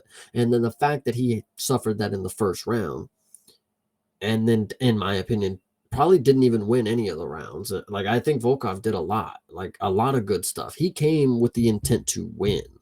And I didn't, I know we wrote him off. And this is another thing when it comes down to last minute decision making when it comes to these picks. I realized like Volkov wanted this rematch for a reason. He's not gonna come out here and get decisioned again for 3 rounds and like do the same thing. He's gotta come out here with a new game plan, and he did. Came in with the knee pads on. He was ready to wrestle. The fact that they robbed him, and even Dana knew it, so they're gonna make it. They're gonna make it right for him. But I feel like Volkov won this easily. Sure. I mean, a lot to unpack there. Oh yeah, my bad. Definitely. No. You're good. No. I'm trying to keep the points straight here because yeah, no. I mean, you're clicking on all cylinders with all that. But yeah, I mean, I think that Gon did win the first round. I would give him the first round. I think that the wrestling was decent, wasn't great, but decent. The gassing up on the commentary probably was a little overblown, but it was. I'd say that it was enough. It was enough for round one to be swayed his way. However, one glaring point in there was the fact that you were talking about the heel hook situation there. He should not have been able to get into that position, considering that he fucking blatantly grabbed the cage in order to keep himself in a upright position to get to the next position. Like that cage grab was so fucking blatant. It should have definitely been a position change at the least, or taking away a reset or point deduction based on what I saw. I mean, it did cut away really quickly, so maybe it looked worse than and I'm kind of making it more than it was. But when I watched it back, it looked just as bad. It was he grabbed the cage, it kept him upright, and it could have led to the submission situation had he secured the heel hook. So that is absolute bullshit, I say. Other than that, though, I mean, Volkov second round absolutely taken by him. Good navigation of what Gon was presenting to him, and the striking was good as well, including that spinning back fist that landed, which was, we talk about those spinning back fists that go the up and over ones that like look, like helicopter spinning back fists. That was one that actually landed. I was like, oh shit. I was surprised by that because usually the trajectory of those is just way off. Like they come at an angle that's not ever going to land, but that one somehow did. So second round going to him. Third round clearly to Volkov as well. So even if, I mean, like if you give Volkov that first round, like, good on you. I think it's questionable at the very least, but solid second and third rounds going to Volkov. Gon was so fucking gassed. He knew he lost. There was no reason to, like, there was nothing that even he could latch onto. He's grasping at straws, speculating on what could have possibly led to the decision going in his favor. So come on, man. I think what's crucial to note is Surreal Gon, and this is something little. This is where you got to pay attention. Surreal Gon thought that he was a big enough name that he could walk out the cage without them talking to him. He was like, "No, I'm good. Like I don't need, I'm not gonna talk like because obviously he knows he lost and his foot hurt or whatever." They made his ass get back in there. Like, brother, you are not big enough to fucking sit here and think that you run shit. Like, you get the fuck back in there. You go make your post fight speak, talk whatever French shit you want, and then you get out the cage. You don't interrupt the promotion by doing weird shit. You are not somebody special. So I just wanted to note that. Well, and I also love that Joe Rogan like interrogated him when he got back in there. He's like, "Why'd you leave?" No, but Yeah. like, why did you leave? Why did? What was that about? Like, it's like he really wanted to like because he asked him like twice. It's like he really wanted like, yeah, I lost, bro. Joe Rogan, he won, was out of pocket saying some stuff. We'll get to the one later about the champ, which was really funny. And then he also was giving everybody the time of day at like, the last one. Like, all right, come on, Joe, Bisping gives the little and walk away. You gotta learn. But that's why we love Joe. He gives the little extra little love taps on the mic.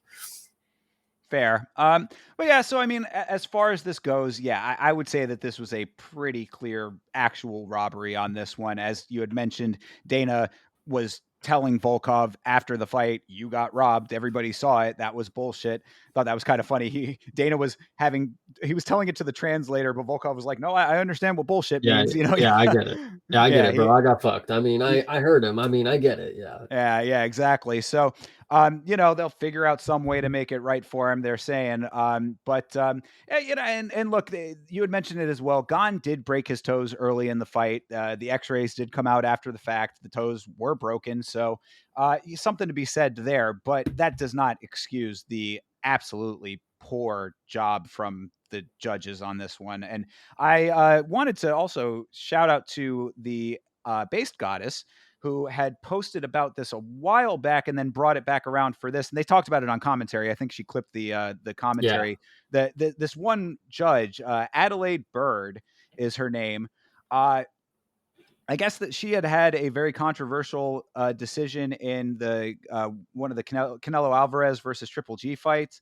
Uh, hadn't judged since then then comes back with this bullshit.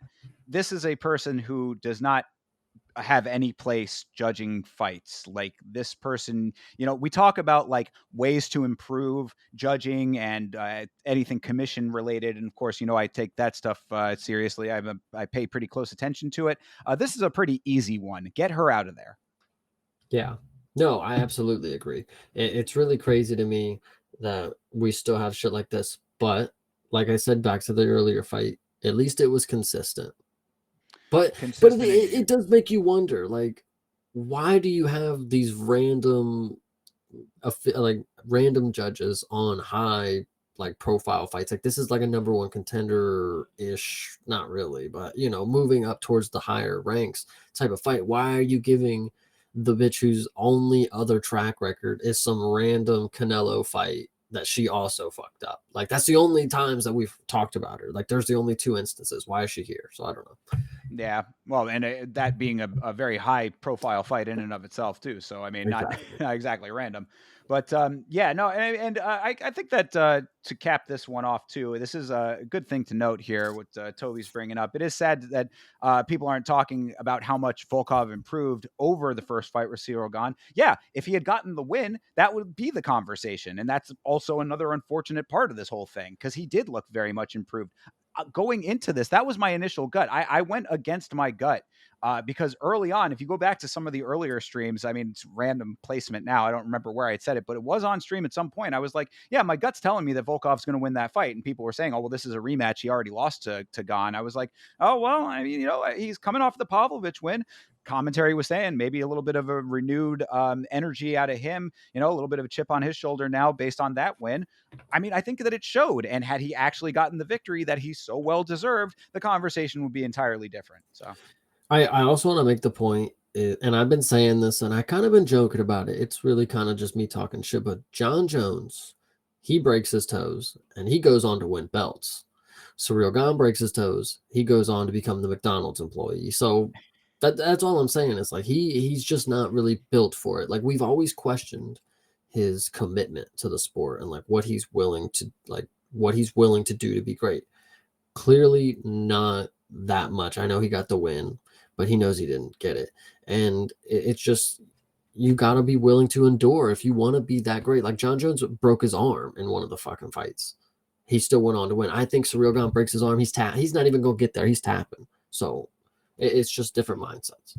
yeah, for sure. And that is a good point to bring up. We had mentioned about the commitment to the sport, and it's hard to say that it's still there for him. I mean, one more fight, come back and turn it all around. And what I had said on the watch along when we were discussing that point is it's like, well, if he's winning his fights, then maybe it doesn't matter.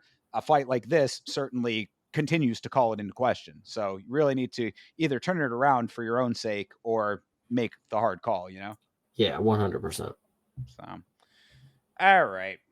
But yeah, we'll see what they do to make it right for Volkov. That's going to be, I guess, somewhat interesting, right? Yeah, but Dana, he does his thing. It'll be a Yeah, I'll short figure it notice out. fight. That's what he means, I think, is that's normally, in my opinion, what he gets. He'll be like, oh, we'll make it up to him, and then he keeps him in like keeps him in his pocket. So when that fight falls out, boom, Volkov goes in. Yeah, that doesn't sound too far off. All right, well, let's move on to the co-main event here. This is Shavkat Rakhmonov versus Ian Gary. I think that the general consensus of this fight is pretty well correct. 3-2 Shavkat seemed about right to me. A little bit of excitement in the fifth round, perhaps, but overall, not necessarily the fight that I guess some people were hoping it to be. What do you think of this one? I think exactly that. I think this is, again, when you have great fighters, they can't have great performances all the time against each other. So you get some neutralizing, basically whole rounds. Like this fight really didn't have much to offer up until One, Ian Gary's shorts were ripped from Shavkat's hand being in his ass. That was a part. That was part of it. Um, Two, it until that fourth round, at the end of the fourth round in the corner, Ian Gary's corner said, "We're down. Like we're not gonna win. Like you have to finish it." And you know what happened? Ian Gary almost fucking finished it. Almost finished the dude who's never been finished. Had him in a position.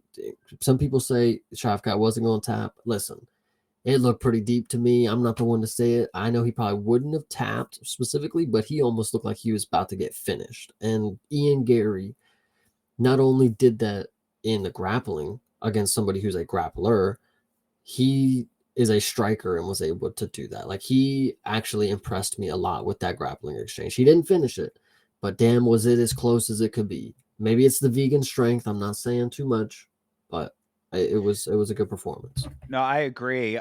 It was really, it felt like one of the "you've never seen Habib in this position ever" memes coming to life, you know? Yeah. Yeah, no, definitely have that in the notes, man. Ian Gary's wrestling and grappling is a lot better than I gave him credit for based on the MVP fight, man. He really does hold his own on the ground, and that's certainly a big takeaway from this because, of course, we'll get to the awkward Bilal encounter a little bit farther down. But that's the question here. Of course, is this is essentially a number one contender fight. How are these guys going to stack up against Bilal?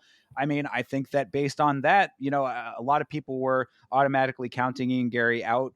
As far as the wrestling grappling goes, and he showed that he's pretty proficient there. So I give him a lot of credit for that. Having Shavkat, who certainly had never been in anywhere near as deep water as that before, uh, definitely took him there. That's really impressive. I will say this also is Ian Gary one. He did show that he is game. Like he is about it. I do respect that. Taking on the undefeated dude, not a lot of people will.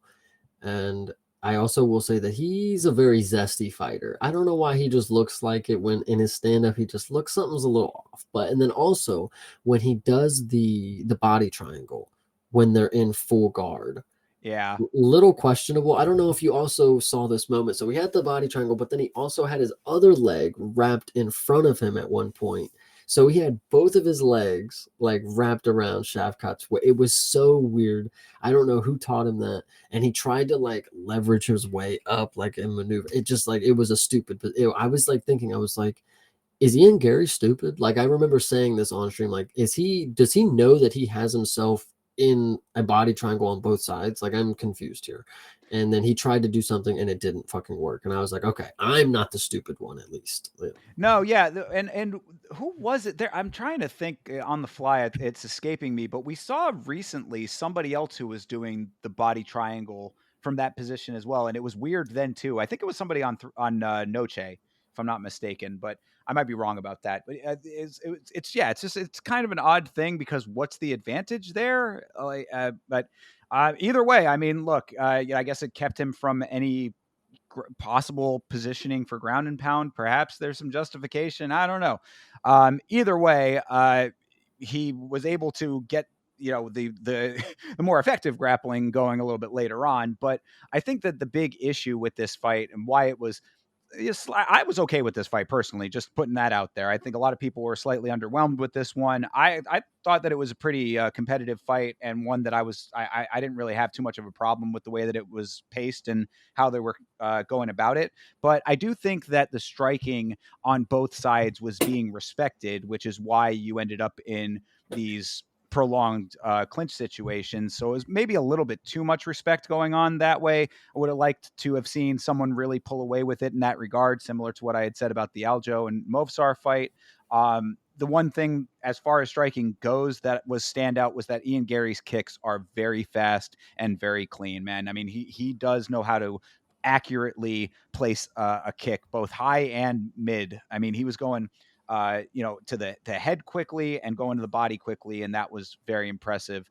But that really was the full extent of the striking for the most part. A couple, spare a couple of exchanges because I think both of these guys knew that they didn't want to be in firefights that way. I think At the time, I was really hoping they pulled some BS and gave this a draw. Like, so, both of them would still be undefeated technically. I thought that would have been really funny. But I do think after it's all said and done, Ian Gary, like, okay, so you compare him to Sean O'Malley. Sean O'Malley can't get on the mic and talk shit the same now because we know he's a fucking coward. So Ian Gary, he still has some talking points. Like, I faced a dude that nobody would. I took him to decision. I don't get finished. Like, I still have never been finished is a good talking point kind of deal. Um, and and unfortunately, like, it kind of takes down Shavkat's aura a little bit. Like, he almost did get finished. Like, Ian Gary not necessarily did. Like, I know he lost, but there was never a time where I was like, oh my god, Ian Gary's like about to fucking lose. Like, at least I don't remember it personally. There was one, and I think he did it twice. Shavkat threw this fucking wheel kick. Holy shit, this dude can throw a spin kick out his ass. And I don't know where he gets it from or why he doesn't set it up more. Get to go to Muslim Salikov's camp and you're going to be killer, man. Like, fuck. Yeah, no, I know the one you're talking about too, and I thought the same thing. I said it on the watch along. I'm like, damn, if that had connected, that would have been deadly.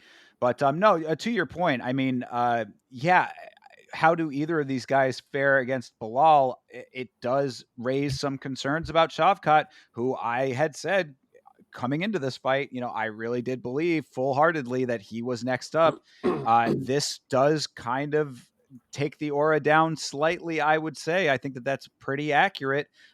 He certainly did not look like the world ender that he had looked like in every single one of his UFC fights leading up to this one. So, him versus Bilal is kind of going to be the $1 million question now going into it. And I would suspect that that's the fight to make, right? Of course, we had that very, very awkward post-fight showdown, possibly the most awkward one of all time with Bilal when Joe Rogan started it off, as you alluded to. Security does not know that he's the champ. That is They an didn't iconic remember line. the name, man. Yo, that is iconic. The crowd is booing like crazy. Awkward handshakes. It had it all. This was Bro, they all went for different hands. Like, you don't actually, when you yeah, watch it, you know that something didn't click right there. But then when you look at the picture, it's really a meme. Like, bro, they all just did not understand what was happening. And oh my gosh, yeah, they didn't remember the name, man. Shout out to Bilal. You really tried, but nobody does. And I don't yeah, blame him either. He just hopped out the crowd in like a tan jumpsuit. Like, he just looked like some dude to me too. Like, shit, I don't know.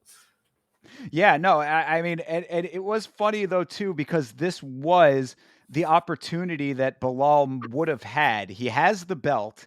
He's on an open platform. He's getting the mic. Like, this is your time to really shine with some next level, turn the crowd in your favor kind of trash talk. And he just fumbled it so badly, as always, as expected from Bilal. This guy cannot save himself from the fate of being disliked by the fans. It's really something else when it comes to Bilal. I talked about it in the Yama episode after he won the belt. How it's like, I just don't think that there is anything that he can do to win favor with anybody. You see it most especially in the fact that as a Muslim fighter, Muslims don't fuck with him. Like, there is nobody. Yeah, his best friend in camp is Juliana Pena. There's a reason. So That's telling, yeah. So, but yeah, I mean, as far as like the real deal of it goes, how they stack up, I mean, I do think that it's going to be a big problem for Shavkat now. I mean, Bilal, you love him, hate him, however the hell you feel about him. The guy knows how to win fights, and I mean, I think that you'd mentioned Sean O'Malley there. I think it's a little out of pocket to call him a coward, but oh that yeah, my aside. bad. My bad, sugar. No, no. It's all fun. But that aside, though, I mean, like the way that fight played out with Marab, I think that Marab and Bilal, there's a lot of parallels there, as far as like the way that they handle fights and how they control fights.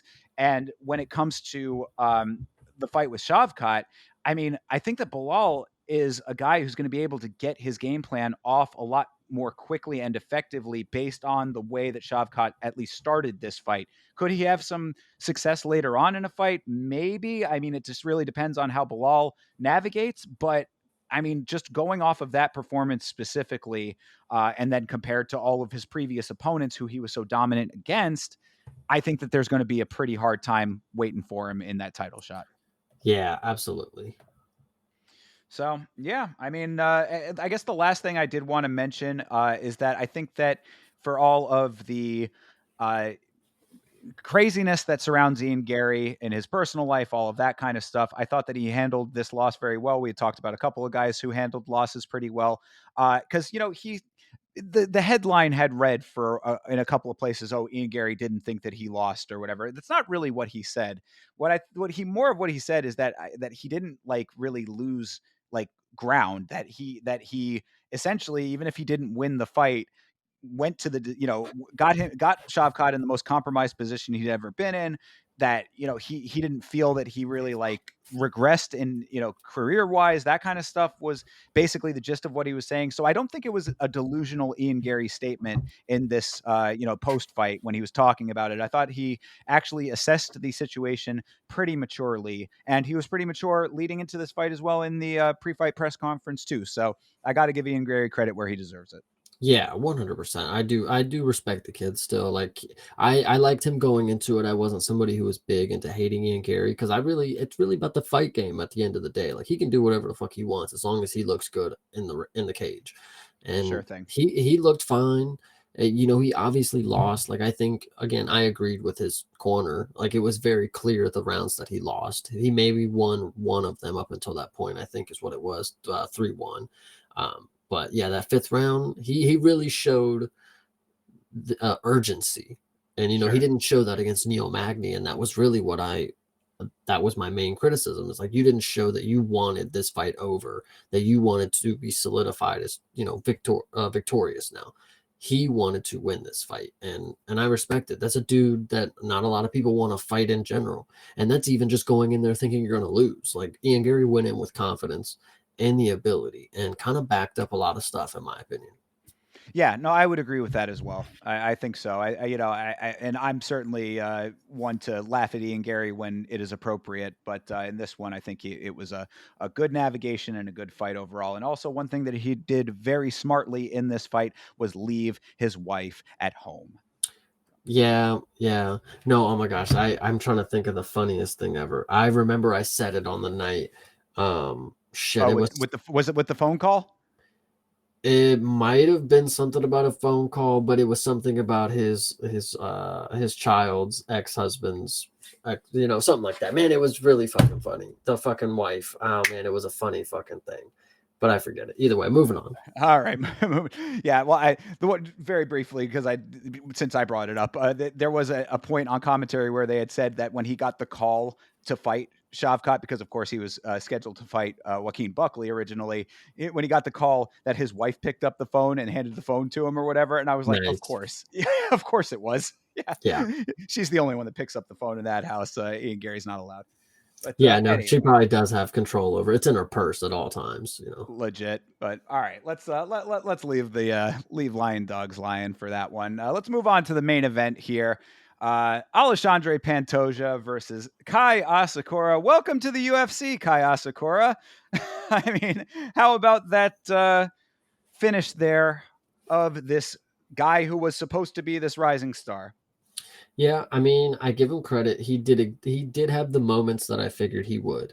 I figured he'd have a couple, lights, camera, action type of shots. And he did. He threw some funny, not funny, but he threw some interesting techniques. Like his flying knees were interesting close because they were catching Pantoja right in the body. And that initially I thought like, ooh, that looked like it kind of like he started, bringing his arms a little lower. So Pantoja, he kind of, I'm not going to say he respected it because he clearly just kept walking through him like he does with everybody. But I think that's just a Pantoja thing because you could tell that he physically respected it, but he's still going to just like walk you down like a madman. But Kaya Sakura, the grappling's just not enough. I knew Pantoja would just maul him at the end of the day. Once he got him on the ground, it was over. Yeah, I mean, and to your credit, you pretty much called this fight 100% in the predictions. This went as expected in that regard. Yeah, I agree, though. I mean, the knees were certainly something that you could see why he had a little aura surrounding him. Of course, the rising star thing was a little bit of a play on words. He's a two-time Ryzen champion, but the knees definitely were setting him apart early on. I thought that it was pretty ballsy of him to be going for such flashy stuff straight out of the gate against a champion. But he was landing one or two of them, so I was like, okay. I mean, that's not nothing. Pantoja, of course, eats the flying knee like he's rolling out of bed, having his morning breakfast. Dropped Asakura, sort of. I didn't know if it was a stumble or if it was a legitimate drop, but the commentary was gassing it like he had gotten dropped. So I was like, okay, I mean, I'll count it as a drop if that's actually what it was. Hard to tell it from my point of view, but drops him, and then Pantoja ends up eating a head kick as well, but also landed some heavy shots too. So it was a really nice first round. I thought it was a good competitive. Of course, flyweight at that level, it's going to be extremely fast, lightning fast, as Joe Rogan said. I thought that was accurate. And then as you were mentioning, I mean, Pantoja with the grappling into the wrestling into the grappling. I mean, goes for the backpack, doesn't get the full on backpack, sort of had the side, like a half backpack, so to speak. He was kind of hanging on the one leg to the side, but really nicely used his body weight to get Asakura off of his own base and off of the cage at the same time. Jumps his back for the takedown. After that, it's easy RNC there. I mean, Yeah, I remember when the fight started, and I'm very grateful that I say stuff like this because it makes me look really good at the end of the day. When Pantoja walks to the cage and I say stuff like this looks like another day at the office for him. And then he comes in and he subs him in round two. Like, I mean, and then goes on the mic and says, I'm the GOAT. Like you can't really say too much about it. Like he really is just the blue collar champion. And I love it. I love this dude. I agree. I mean, and that is, I think, one of the biggest takeaways from this fight, in my opinion, is put some motherfucking respect on Pantoja's name at this point, dude. This is one of the like like these stats are crazy. He has beaten 9 of the top 10. 9 of the top 10 in his division have already been defeated by him, and he has never been finished. This guy deserves to be looked at in the same light as any champion. And just because he's fighting at a smaller weight, he's not getting that respect. The time is now, everybody. Put some fucking respect on Alexandre Pantoja's name. To be honest, unfortunately, I think the reality is that we will put less respect on his name as time goes on because that's exactly what they do to people who are great at this level. They'll question the level of competition. Anderson Silva, there's no like reason at the time that people would even question the level of competition that he was facing. Those were the top of the game. Like those were the best of the best, and he made it look easy. Pantoja is the competition that is here is all that he can do. He can't make them be better, but he can only beat them, and that's exactly what he's done. Well, I mean, and that's a fair point. I do agree with that. I think though that like maybe if you're not putting him in like the highest pantheon of like the goats of all time kind of thing, the greatest of all time, like on like an Anderson Silva level, you should still at least respect him in the current climate of the sport now. You know what I mean? Like just within who you currently have as champions. I mean, I would, in my opinion, based on the dominance that he has had. Now, granted, what you're saying about the level of competition is as it is, but we are saying week after week on this very show that the makeup of the division is changing pretty rapidly. You're starting to get some new finishers in here. He's going to have more guys to challenge, and hopefully we'll give him the challenge to make him live up to that credential. But either fucking which way, in my estimation, I would certainly put as much respect on Alexandre Pantoja easily as I would put on Dricus du Plessis. Oh, 100%. I think that's one of it. I think I genuinely don't see any reason not to like Pantoja. Like I think that's just something that people like when people are mad and they'll be like they're talking down on me. It's like who's they? Like I think that's one of those things. Casuals. Yeah, It's casuals. That's if not putting respect on Alexandre Pantoja's name is a casual take now, folks. You heard it here first. yeah. Um, I did think that if you were looking for a sound bite, he certainly had a somewhat spicy one. You think some Japan's going to come here and take my belt? No. Yeah, that dude. And I love him. I love him for it. Like, I can't tell you any other way to say it. Like, that's exactly what I wanted to hear. Yeah.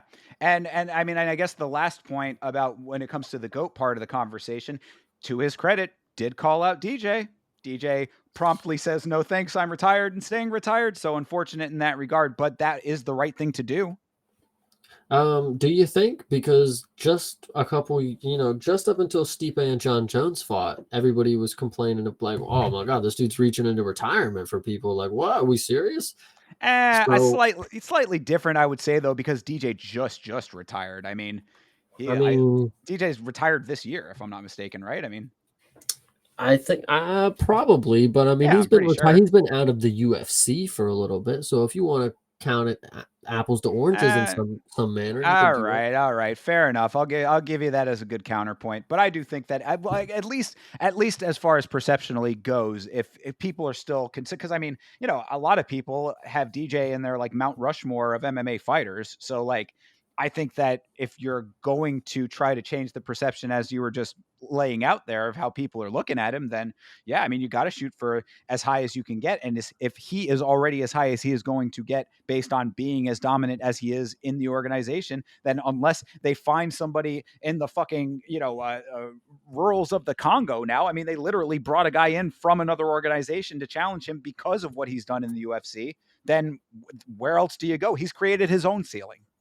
Yeah, exactly. So I'm really excited to see what's next because clearly they don't know. They just have to make it up on the fly at this point, and Yeah. it's gonna be really fun. Yeah, I mean, and we are going to have to see what ends up being next because it's like, we're getting into that same situation like heavyweight, as you kind of referenced there, where it's going to be kind of the merry-go-round. I mean, you got Royval, you've got possibly Moreno if he, wants to be back in the conversation. He just got a really, really nice win himself there. So that's potentially there again. I mean, do we want that fight another time? It'd be kind of crazy to think, but what else are you going to do at some point if these are the guys that do it? What I really think needs to happen is just some of these guys that we've been talking about, some of these new killers need to get their wins quickly and work their way into that conversation quicker than later. Yeah, exactly. So, all right. So, yeah, I mean, I guess that's pretty much the deal there. Nice win for Alexandre Pantoja to retain his belt. And that is UFC 310, Pantoja versus Asakura. Overall impressions of the event post talking I about it. Yeah, I loved it, man. I mean, I really think I get spoiled when Chase Hooper, Josh Van, Alexandre Pantoja are all on a card together, and then they all walk away victorious. Yeah, yeah, fair enough. I mean, it's there's a there was a lot to like about this card. Questionable judging stuff aside, I thought that there was a lot of really solid performances and a couple of really good fights on here too. I mean, this was a really nice way to close out the pay per view for the year. I mean, we've got one more event before 2024 is over, and we'll take a look at that here in a second. So, yeah, as far as 310 went, I was very satisfied with it. I thought it was a fun time to be had. 100%. So, all right. Well, the next event for next week, taking a quick look at this, I want to reiterate, I mentioned it last week, but I will say it here again. This is UFC Fight Night Covington versus Buckley. This is happening in Tampa, Florida, and I will be in attendance for this event. So, generally, we do watch alongs, myself and Vitz King. We will not be doing a live watch along, but either myself and Vitz King together or me solo, we'll be doing a watch along on the following Sunday, and I will give you all of the inside perspective having been in attendance at this show. But looking forward to it, and there are a couple of decent fights, not necessarily a super crazy high point, especially after 310 that we just broke down, but a couple of decent ones, and I think it'll be a good time overall. Let's take a couple of looks at some of these fights here. What do you think about this main event? Main event sucks because Colby is probably going to be boring. But Buckley, if he wins, and Buckley is he's up and down on the public radar. Like if people like him or hate him, kind of deal. But if you beat Colby Covington and you knock him out, people will like you. So For sure. I mean, most definitely that. And I think anything perceptionally when it comes to Buckley really is just of his own design. I think he's stuck his foot in his mouth a couple of times. That's all stuff that I think is somewhat easily fixable. I mean, yeah, you had a dumb call out.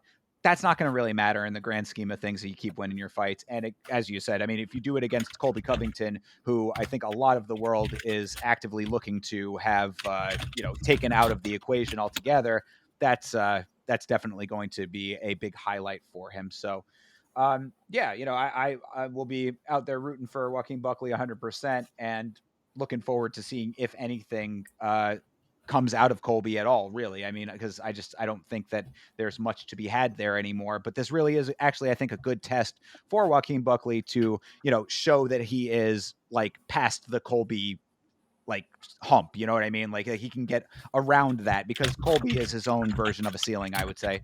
And your typing is very loud, homie. Oh, I'm so sorry. All right. Yeah, so I mean, this card really, there's not too much that I even think that I'm excited for. Like it's really just, there's some things that are thrown in together. Like Manel Cap and Bruno Silva, I think will be a decent one. The co-main event being Cub Swanson and Billy Q is kind of fair. It's kind of weird, but Well, I of don't know. course, we had Amanda Hebos and Mackenzie Dern canceled on us from this card. This card has already gone through multiple cancellations, fights being pulled, really. I mean, that fight is still going on. It's just been moved to a different card. So now, I Exactly. mean, which really does kind of suck. I was looking forward to that one. Of course, we got robbed of Ian Gary in the main event. So it's just sort of a broken card to begin with. It doesn't look like they're really going to be doing anything else to fix that. I'm riding with this fight because I am a huge Cub Swanson fan. Another one of the fighters I would say is among my favorites. So against Billy Quarantillo, this should be a pretty easy win for Cub. Although they have him as an underdog, which is just crazy. I mean, based on his more recent performances, Cub is certainly on the way past the tail end of his career. He got gifted his last victory, if I'm not mistaken. So, I mean, he should be able to beat Billy Q, but it is questionable just based on where he's at in his career. Manel Kopp versus Bruno Silva, I think, is a great fight, and potentially could be anyway. I mean, Bruno Silva, we had referenced a little bit in the Durden versus Van Mhm. fight. Of course, he able to finish Cody Durden, so obviously power there. Talk about flyweights with knockout power. There's one. Manel Kopp, of course, had the strange fight lead up and everything with Muhammad Mokaev, and Muhammad Mokaev is out of here, out of the UFC. So I mean, that's a whole lot going on with him. There's always seems to be something with Manel Kopp. So all that aside, he's entertaining enough in the cage. I'm looking forward to that one. Um, I will Petrino, actually, I yeah, will no, add, yeah, go I ahead, will yeah. add. So, Bruno is actually kind of a dark horse right now. He's somebody that is taking a pretty big leap, pretty fast. Like if he beats Manel, that's a really big, like that's two fights that got you right in the picture of some implications. Like you might even get a title shot here soon if you beat Manel right here. So Could be. I mean, do it in decisive fashion. yeah, And because, yeah, I mean, like with the whole situation with Mokaev, being somebody that people were thinking could have been in the title picture himself before he kind of screwed up his trajectory. I mean, now it's a little bit of an open season at that level. So either Manel Kopp or Bruno Silva could, theoretically get themselves into a decent position with a win here. yeah. And then so going down to the next fight, this is just an opponent swap. This is the opponents for Alex Smith, and then the opponent for the most recent matchup for Anthony Smith, excuse me, and then the most recent matchup for Dominic Reyes. These are just swapping opponents here for this matchup, and Yep. I don't hate this one. I don't know what's exactly going to happen. All I know is Vitor Petrino can't defend a submission for his life. So if Dustin Jacoby decides to even think about it, maybe it works. I don't know. Yeah, I mean, this is a fight that Vitor Petrino really really needs to win. I mean, not I mean, he's 11-1, so it's not like he, Yeah, it's like as far as records go, but I mean, after getting uh roundly defeated by Anthony Smith in a fight that was supposed to graduate him to the upper echelon, you have a lot of course correcting to do, and Dustin Jacoby is a fine person to be able to do that against. So, if you want to be taken, seriously, more so than just being a member of the, kind of below rankings pack, this is a fight to win for sure for him. yeah. And then these next two, or I'm sorry, this next one I don't really care about, but the one below it, my boy Navajo. Yes, Navajo Sterling, of course. I mean, I did want to say at least that Oh, okay, yeah, go ahead. Adrian Yanez. I mean, this is another fight that, like, I mean, he's been slightly spotty, but like should be able to win this one. I mean, Marcos is undefeated though, so there is an O on the line. So we'll Mhm. see if Oh, that I can actually didn't maintain. even notice that. Yeah. So I I mean, might have thought that was an 8. My bad. that is a zero, my man. I just Yeah. wanted to make sure that I wasn't going crazy. But no, yeah. So I mean, I think that this like could be a nice step up for Marcos, who is the favorite in that fight. So I mean, Peru has been graduating a couple of pretty good fighters lately. There is some potential for that to be a decent one. Yeah, But I'm trying to think who the last person I saw Yanez fight, but I don't think, yeah, because he lost the last, so he lost to Rob Font and Jonathan Martinez, but that wouldn't have been when I was watching. So interesting. I don't think I've seen too much of him, but Navajo Sterling, excuse me, my guy, that should be fun for you because we just saw him on the Contender Series just this year. Um, but he is 5-0. He's very green, as they say. If Tuco, if he somehow is able to wrestle, it might be interesting for Navajo, but I think Navajo probably just knocks him out clean. I'm hoping so because I really like Navajo Sterling on the Contender Series. I quite enjoyed his fight, and Tokos kind of had like a bunch of low IQ moves. To my recollection, that's kind of what sticks out in my mind when it comes to him. He was the victim of Sadabusi, I believe, and right, I mean, yeah, I think that's yeah, it was C, right? Yeah. It was wasn't it? Omar. Umar Omar. C. Yeah. No. Sadabu C is PFL. That's okay. I was like, yeah. Wait a second. But yes. So yeah, I mean, Tuco Tokos had just kind of fought like a bit of a dummy. So hopefully, if he like doesn't do that, then there may be some competition here. But it would be nice to see Navajo Sterling get a nice knockout for his first fight in the organization. Get a new picture of him outside of the blue Contender Yeah. Series gloves. Exactly. The black and white photo watch. I still don't understand how that happens. Why do they end up black and white when they're not in the UFC? Like To make you know that they are not UFC caliber yet. yeah, I guess, man. I I guess. guess. But yeah. Moving on though, Michael Johnson, I'm a fan from he's an old school guy, very very very checkered, but against Ottoman Azaitar, I think that there's some good potential for him to get another nice win. I saw him win in Orlando a couple years ago, so happy to see him fight again. It would be kind of nice if they varied the fighters a little bit because now I mean I missed the Jacksonville one, but as far as like north of like South Florida goes, I've been to Tampa and to Orlando, and now I'm going to have seen now after seeing this Tampa show, Cub Swanson twice and Michael Johnson twice. So it's like maybe vary it a little bit more for the Florida fans, but I'm not mad at it because I'm a fan of Michael Johnson. Honestly, I think looking down towards the beginning of the card, this is where the greatness is. You got This Joel fight, Alvarez versus Jakar Close. Jakar Close, we've talked about him before. He's only lost twice. He's on a win streak. He just doesn't fight that often. But he is a big dog right here. He's on a win streak, guys. But Joel Alvarez is pretty fucking good. So yeah. No, I mean, this is the fight I'm actually looking forward to the most, pretty much on this card at this point. To be perfectly honest, I'd say that I'm slightly looking forward to this fight more than even the main event. Like, unless the main event really just actually turns out to be a banger, which it yeah. potentially could be. But I mean, if I'm just very worried in the main event that Colby's just going to clinch and tie Buckley up a whole bunch and not let him get any striking off. So hopefully that doesn't happen. But this fight right here has the potential to be very competitive. And Joel Alvarez is a fucking murderer, man. I mean, the way that he picked apart Elvis Brenner will not soon leave my mind. Yep. And so the one below that, you got Sean Woodson and Fernando Padilla. That one will be pretty good. They actually have Sean Woodson as a favorite, which he is a decision merchant and he does know how to win. But if Fernando catches him, I mean, anything's possible. Not everybody's made a kryptonite. For sure. I mean, when it comes to Woodson, I need to see a little bit more like definitively impressive wins for me to like come around to him a little bit more. But he does his thing. I mean, I'm not hating on the fight, so I think that there's decent potential in that one, perhaps. Um, moving on Miles down. I Johns mean, and Felipe Lima. I mean, Felipe Lima is a pretty decent prospect. I'm pretty sure he just stepped in on short notice against Naimov, right? And he subbed him. that is So, true. and that Yes, was that was him. debut. That was debut too. So, Yeah.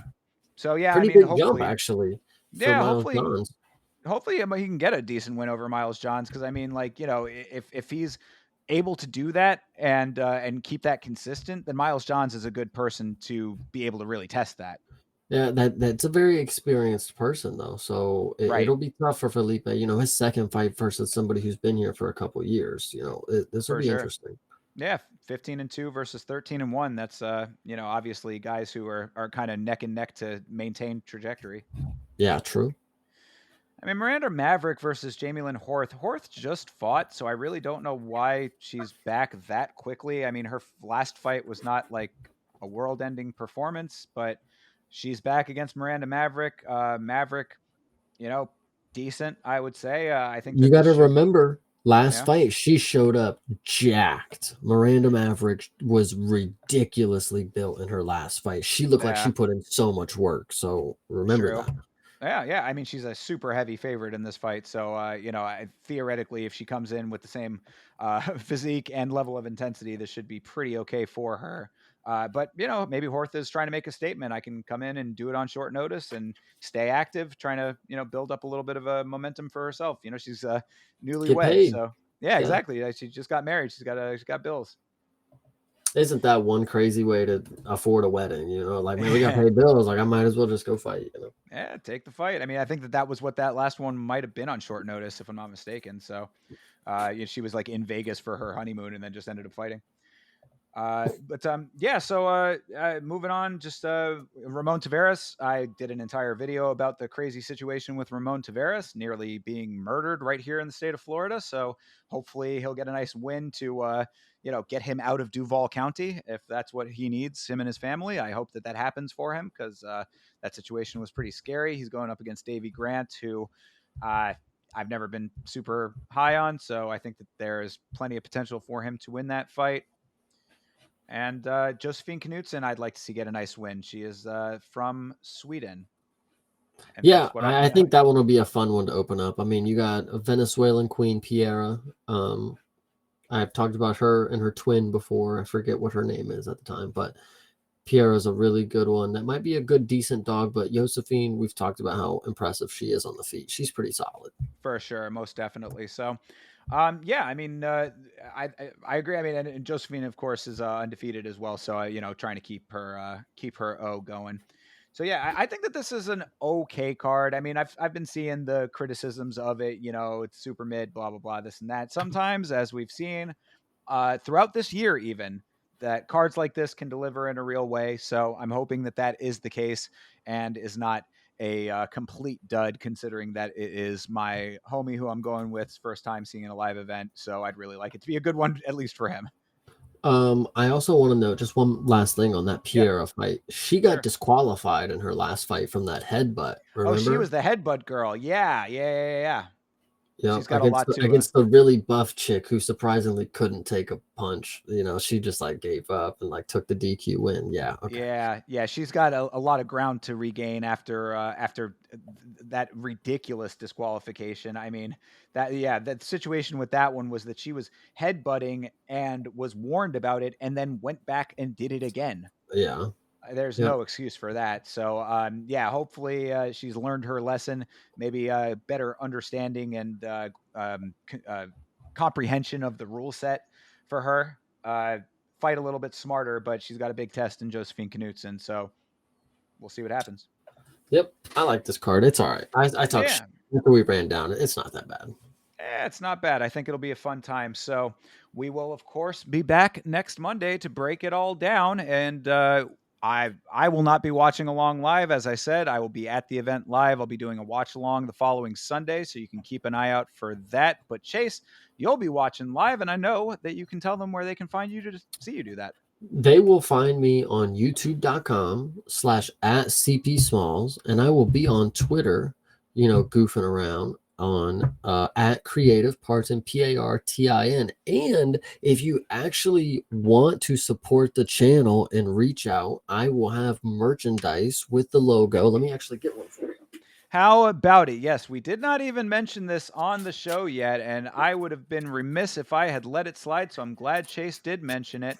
Chase, the entrepreneur, here with some last week's fights merchandise being made. You Bam, just they look got it. like that. I know that There looks a you little go. backwards for you, but they are on shirts. I will have them in white. We will get black soon. And just let me know if you are a medium large or extra large. If you're not either one of those, you're going to have to wait. But you reach out, subscribe, comment, reach out on Discord, and we're going to figure out how to get you one of these. Appreciate it. Absolutely. And if you get one of these now, you will be among the first people in the world to have last week's fights merchandise. And that's going to be something hopefully down the line that'll be pretty cool. So I would recommend reaching out to Chase. Reach out to me too. I can get you in touch with Chase for the merchandise as well. You can find me at Yama Show on Twitter and on Instagram as well, and we will get you hooked up. So thank you to everybody who's already supporting, all the people in the Discord who are going to be getting one. We appreciate that support.